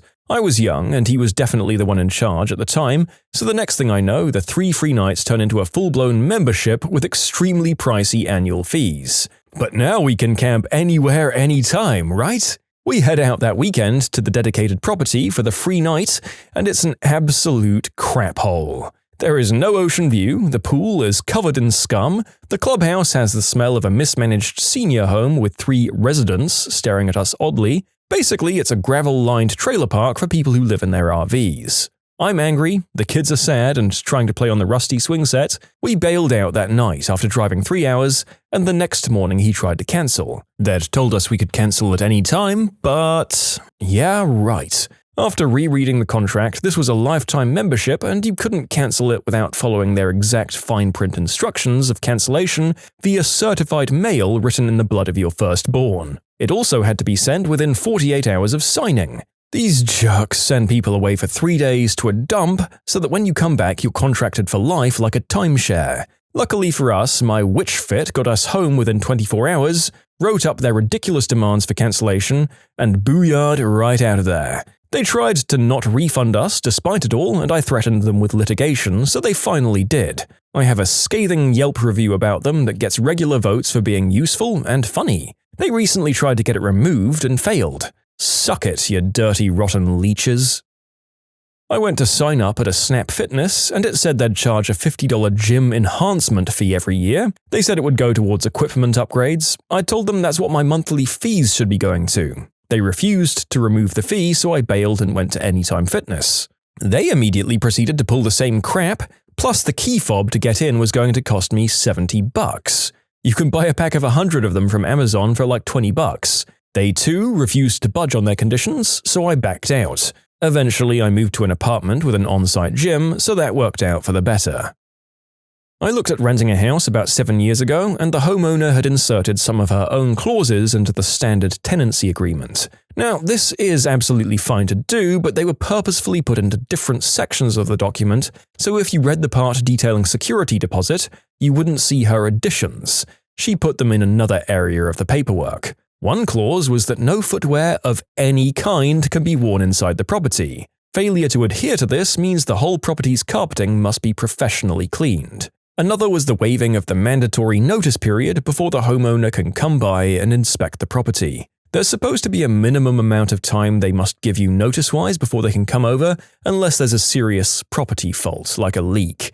So they can't just turn up unannounced. She wanted that waived so she could check we were treating her property right, and if we weren't, then we'd be immediately evicted as per the contract. I also caught her telling a relative that she registers eviction proceedings upon the start of the tenancy so she can evict them as soon as she decides they've broken her rules. There was a mandatory waiting period between commencement of eviction proceedings and being able to actually get enforcement officers to evict a tenant. I'm not sure of the current rules on this anymore, as I don't have much to do with rental properties now. I noped out of that house really quickly and got a much bigger, cheaper house, albeit more of a death trap a few streets away.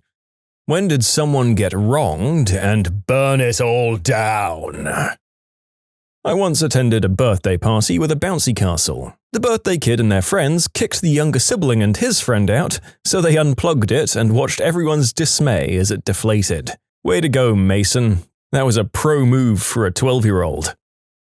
I used to be into amateur radio after a short stint in the Army Cadets. There was this one guy in the East Midlands, UK, who was one of the adult instructors. He was always telling us about amateur radio and did hand out old or cheap pieces of tech he'd tried out and wasn't keeping. Anyway, he was a little weird, overly friendly with adults, he never had any bad vibes around kids, and obviously he had some social anxiety which he was compensating for. Personally, I suspect he was on the spectrum somewhere, but who knows. After I left the cadets and went to uni, I stayed in touch on Facebook. We were in the same Facebook group for amateur radio hobbyists. He always liked to do things by the book and instilled in us the importance of being responsible and socially conscious with our radio use. He was the same on Facebook, reminding people that Mrs. Miggins on her £10 handset wouldn't know about transmission power and squelch, etc. He mentioned in passing to a new member the importance of only using the public unlicensed channels, kinda like CB radio in the US, on the correct, very low power setting of 1/2 watt.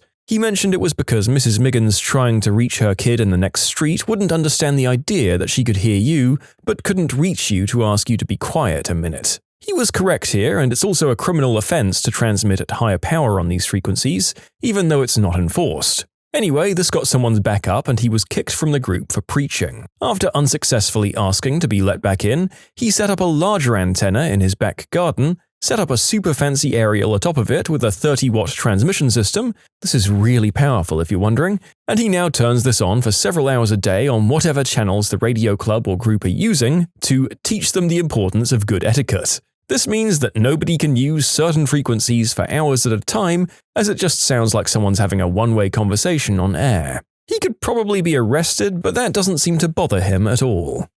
Yep, there are extreme hobbyists out there who do not give an F. Like, they're more passionate about it than they are about their lives and families, and this kind of fanaticism is why you do not want to cross them. I worked in an office for a Fortune 500. One of our longtime team members, Gloria, worked as a level 2 employee for quite a while. She was good enough to be level 3 or 4, but never took the offer because she was a single mum, relied on public transportation, and a few other reasons. Her friend, Patricia, started at the same time she did and was on level 3, working up to a level 4. Patricia and Gloria were all good until Patricia discovered that Gloria made more than Patricia because she was constantly getting merit raises and performance bonuses. One day, Gloria made an honest mistake. Our client just switched to a different protocol for billing and she accidentally billed him in the old way. It was a no harm, no foul situation, but Patricia went to the level 4 employees and senior management and suggested that Gloria be fired. They all went to HR, who said that while there was no valid reason to fire her, they could move her to a crappier team that would basically guarantee her failure. Gloria realized what was happening and secured another job. We were going to be off for 4 days for Christmas, and Gloria quit Thursday by leaving an after-hours voicemail. Gloria knew that the message wouldn't be received until Monday morning, so she sent out an email to the entire building, timed to be sent at 11:59 Christmas Eve. The email detailed how Patricia was having an affair with her brother-in-law while her husband was deployed, how one senior manager took this job because he was fired for embezzlement and lost his certified public account license, and how one of our male level 3 employees requested a transfer because our married department manager was basically throwing themselves at him. We got in at 8, HR and IT got in at 9. It was a crap show Monday morning. Quite a few people quit that day, and to think it all could have been avoided. I've run into Gloria and Patricia since then. Gloria is thriving.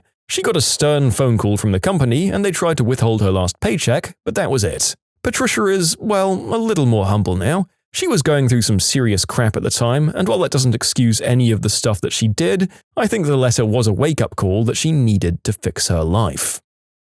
You know, this really could be applied to my soon-to-be ex-husband. He has mommy issues. He has daddy issues. He has sibling issues. Basically, his parents divorced when he was in grade school, and no one really ever parented him from that point forward. His dad left. His mum, in my opinion, has no sense of accountability and can never be wrong about anything, so not exactly a great role model. She restarted her career after the divorce and left him in the dust. My husband never really healed from the aftermath of his parents' divorce. I can understand. My own parents' divorce negatively affects me to this day in some ways, though my parents are the polar opposite of his. They're both extremely involved and giving. I think the more my parents involved themselves in our lives, the more he realized what a parent was supposed to look like. When our baby was born and my parents worked to be helpful and bond with him, I think it almost showed a giant magnifying glass on the abandonment issues he had buried and run from his whole life. He cracked this year, ran away with someone, threw me and my loving family away, but briefly got the attention he was yearning for from both his crappy absentee parents in his time of crisis. That attention didn't last too long. He burnt our marriage and the life we had built over 10 years to the ground. He felt so sad and wanted me to feel as badly as he did, though any warmth he enjoyed from doing so quickly dissipated. He regrets everything. Okay, late update. We've been separated for months, but within the past 6 weeks he's been trying to open the door. I've been patient with him and encouraging while he tries to find the right specialists. He called me tonight to tell me he's back with his mistress, so I guess he doesn't really regret anything. I need to redact that last sentence, I wouldn't want to be inaccurate. And just FYI, I was still in denial about having to get a divorce. It's stupid, but I wanted to work through some of this even though we couldn't stay married through therapy. Hold me accountable if you must, it's 100% done. My uncle. He was always the black sheep of the family, but it turned out he had been carefully planning his future from the start. He got a full ride to his dream college, got a really well-paying job, got married, and now has a child who's a few months old. My grandparents, his parents, always thought he was a disappointment as he was their only son. He knew this and they just bullied him for a while about how he never lived up to their expectations. Turns out his parents and all 4 of his sisters ran themselves into quite a bit of debt, and he only found out as he was nearly done with college. They came to my uncle for help after he found employment, and he basically gave my whole family the finger and said for them to help themselves. I'm literally the only one of any of my cousins or siblings who bothered contacting him years after this whole ordeal. At the time, I was too young to understand what the frick was happening, let alone travel by myself. So I contacted him via Facebook Messenger, and his wife is a lovely woman. His daughter is so cute and gorgeous, and he's still the same strong, kind-hearted man that I remember. My parents know I'm on contact with him, and they just don't care. I'll be staying over at their house for a little while next week, and I'm so glad I was able to meet my little cousin. I'm a behavioral interventionist at a middle school. My job is technically to pull disruptive students out of class, get them redirected, then back into their classroom. Most of my job is actually a sounding board and an understanding ear to the kids who struggle. My entire job is an example of that one quote, "A child who's not embraced by the village will burn it down to feel its warmth." The neglect and rough lives of some of these kids would break your heart.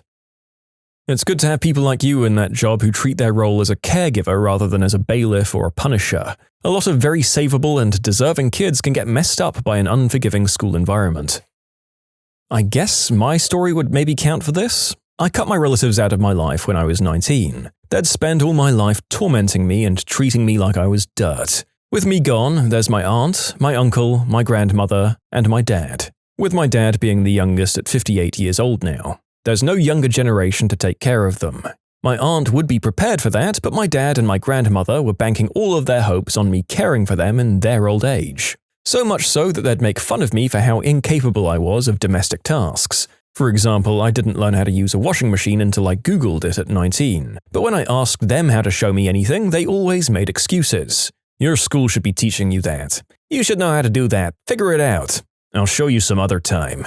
They never would show me though. They liked having evidence of what a horrible, incompetent, and lazy person they saw me as. They also didn't want me to be able to live independently because that would make it easier for me to move out, which would mean I wouldn't be at their immediate use. I also lied and said that I was required to live on campus for the first year I went to university. I wasn't planning to cut contact yet, but I was desperate for a taste of independence. My aunt gave me my birthday money early so I could afford the deposit. I felt awful because my aunt was actually the only one who'd ever stood up for me, but keeping in contact with her would have been too complicated, and I'm certain she would have put some pressure on me to mend things with the others. Not even a month after I moved into my student accommodation, I got into an argument with my dad and finally stood up for myself. I cut contact, and with that, I was expecting to become homeless once I finished my first year and my lease finished. I was too mentally ill to complete my studies and hold down a job at the same time.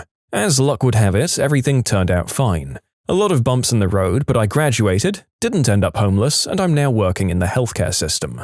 I don't exactly regret cutting contact, but I'll admit I should have done some research on my options for homelessness instead of just hoping for the best. It nearly destroyed my life. You can submit your own stories to be featured here on the channel. The story submission link is in the description below, and if you want to listen to some vibey music in the background, check out easymode, also linked below, and subscribe. I burnt everything down in my last job as a rehab tech in a nursing home. I was treated poorly after a couple of months, my workload was doubled, and I was never listened to about my concerns. I begged them to hire a second tech, even just part-time, so I could breathe and have my mental state not be ruined. They always told me no, and then piled on more work. They got mad at me when patients weren't complying. They ran me around like a dog for hours, cut my lunch hour for no reason, and refused to give me any sort of pay raise when minimum wage went up. I was at my wits' end, and everyone but my manager and therapist could see it. I also experienced a privacy violation that I wished to report to HR. I was basically forced to tell my manager why I needed to take a day off and for what medical procedure I was getting it for. Another instance, I was told I was clearly gaining weight by one of the therapists and my manager, and then they laughed about it. I was so mad that I put in my 2 weeks, but I could barely make it 2 more days. After one awful, busy morning, I packed up my stuff during my break, clocked out, and went home. I sent a text to my manager saying I won't be coming back, and then I blocked her. I felt bad doing it, but I had nurses and aides telling me to quit because they saw how miserable I was. About a week or so later, they went into lockdown because of COVID. Does anyone know the actual story of King Shaka Zulu? He was literally that guy. Shaka was born as an illegitimate son of a Zulu and was thus rejected by the Zulu settlements. He spent his childhood growing up in his mother's settlements and was then lent an army, which he used to take over the Zulu tribe. Cue one of the greatest but most intense African warriors and monarchs of all time. I'm burning down my community right now. That is, my neighbors are messing with me, trying to weaponize the bylaws of our HOA to construct a spiteful road on my property for their driveway. They're calling it fire safety. I call it 25 grand in unnecessary legal expenses. So I let my HOA know that if they allow this, if they don't stand up forcefully for me in court, then I'll use the same power to demand a 60-foot road down the entire HOA, literally forcing neighbors I don't know to move their homes. I'm being treated poorly, I feel unwelcome in my new village, so I'm enforcing my rights and burning down the neighborhood. It'll cost 25 landowners $1 million to make up for messing with me. Some of them may literally lose their homes, and afterwards their property values will be much lower. But I told them what would happen if they didn't support me. I gave them a chance. My God, this is about as toxic an HOA situation as I've ever seen, and we've read a bunch here. Surely your neighbors aren't going to commit if that somehow means you bulldozing down theirs and everyone else's houses, right? My brother.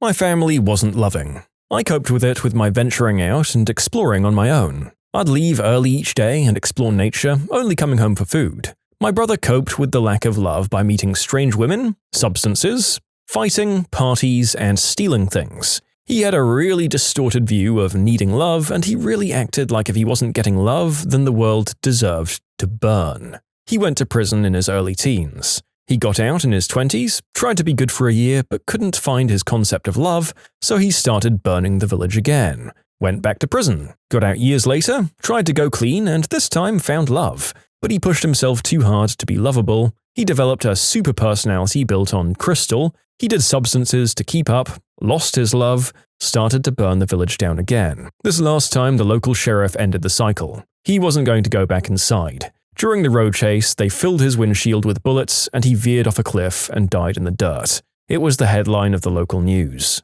I think I may forever compare my life to my brother's. How could we be so different? We had the same parents and endured very similar pains, but I didn't choose to burn down the village. I chose to distance myself and survive. He went nuclear. The village didn't have a chance.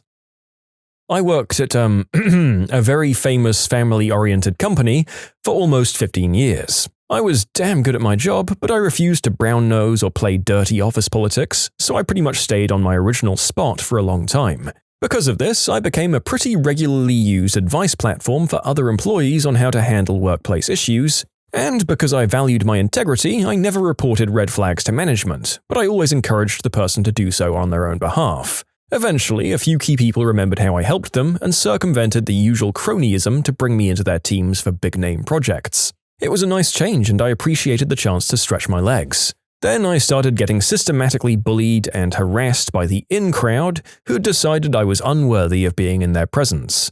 I ended up going to therapy about it to help develop tools to deflect while desperately looking for a way out. Eventually, I got another job and handed a sort of manifesto to HR when I turned in my 30 days notice.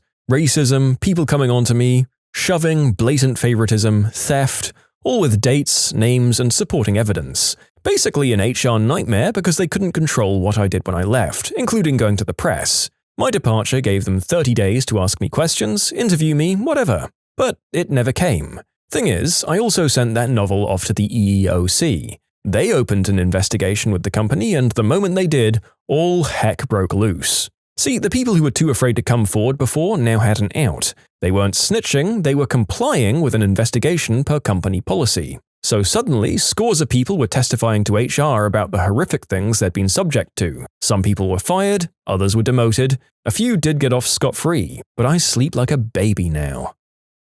I knew a girl a few years back who I think was a decent example of this. She was diagnosed with AD back in primary school and was shunned by her whole family because of it. As a result, she had low self-esteem and slowly grew a profound hatred for people, which resulted in everyone at school hating her, and as a result, her hatred grew more. After her 17th birthday, she ran away, but before she did, she'd spent about 5 years gathering dirt on everyone who had wronged her. She released it all, which resulted in her parents splitting and a bunch of other kids being expelled or getting into crap with their parents, and if memory serves me correctly, one kid even got disowned because of what everyone found out about him. She ended up running to a family friend of mine and is still working on rebuilding her life. It's a shame, because she's one of the nicest people I know and is a very honest person. Everyone just treated her like crap, so she burned it all. In December, I rage quit my job. My boss was losing her frickin' mind. I worked in a small office with about 8 or 9 people. In my time there, I saw 11 people come and go from various positions. One day when the boss and her sister, the vice witch, were out, employees all had a discussion about how bad the work environment was getting. Micromanaging, no autonomy or flexibility, it really wasn't a good place to be in general. We pinned it down to mostly being due to the behavior of the vice witch. One employee agreed to take one for the team and discuss it with the head witch. However, the head witch completely twisted everything that was said and took it as the employees telling on everyone else for having this conversation. She had individual meetings with each one of us. She blasted us about what was said, and she was insistent on finding out who started it. She didn't buy it when we all just said it was a fluid discussion that was had, not some planned meeting called by one person. After the individual meetings, we had a meeting with all of us where she told us it was absolutely unacceptable that we'd had our little session, and if we didn't like it, she'd accept our resignations immediately. She, quote, expected loyalty, and if we weren't loyal, we weren't welcome. We tried to reason with her in the meeting, telling her it was just some general concerns we had, and we'd agreed one person would present them to her, but she was having none of it. No solution for the problems that were making all of her employees upset. It was all about her and her sister. No concern for her indentured servants, as we called ourselves. I should have quit then and there when she said that she'd accept our resignations, but I didn't. I did start looking for jobs, though. I had an interview one day and I texted in sick. I'd quietly let one of my coworkers, who I thought I could trust, know about the interview. When I texted my boss, I got the response, "Good luck at your interview. I expect loyalty, not silly games." So I went to my interview. It went well. I didn't end up taking the job though, it wasn't a great fit. I got home and wrote up my letter of resignation and emailed it. Told her I wouldn't be returning and would have someone collect my personal items for me. In the email, I told her exactly what I thought of what she did. I was in the middle of a lot of projects. This was for an e-commerce company, so I can see a lot of what's being done by checking out the website. I can see a lot of stuff get stalled or restarted completely. It definitely set them back, and the person who I'm pretty sure ratted me out about the interview was running off her butt and had a lot of late nights at the office, from what I heard. I'm still friends with one person who works there, and who is desperately looking to GTFO. She said they now have daily affirmations, of the boss's choosing, that they have to recite 3 times daily. On Mondays, they receive a sheet of paper with the week's affirmations printed out. I only wish she'd tried that crap while I was there. She would have gotten a piece of my mind. One of my best friends in high school had a few really crappy boyfriends. She's very bright, excelled on the debate team, and is really attractive. But her mum was a serious alcoholic, always getting into new relationships and then breaking up, which I think passed some attachment issues onto my friend. When we were seniors, she was talking about all the losers she had dated, been mistreated by, and how none of them were going anywhere in life. She said something to the effect of, "I'd love to be there when they inevitably get locked up for substances or attacking their spouses or both." She got a law degree, moved back to our town, and is now the county prosecutor. When you subscribe, make sure to hit the bell to turn on notifications. Put the playlist on in the background to finish listening to all the stories, or if you want some vibey music to put on in the background, check out easymode. If you like Am I the Genius, give Am I the Jerk a shot. Everything linked in the description.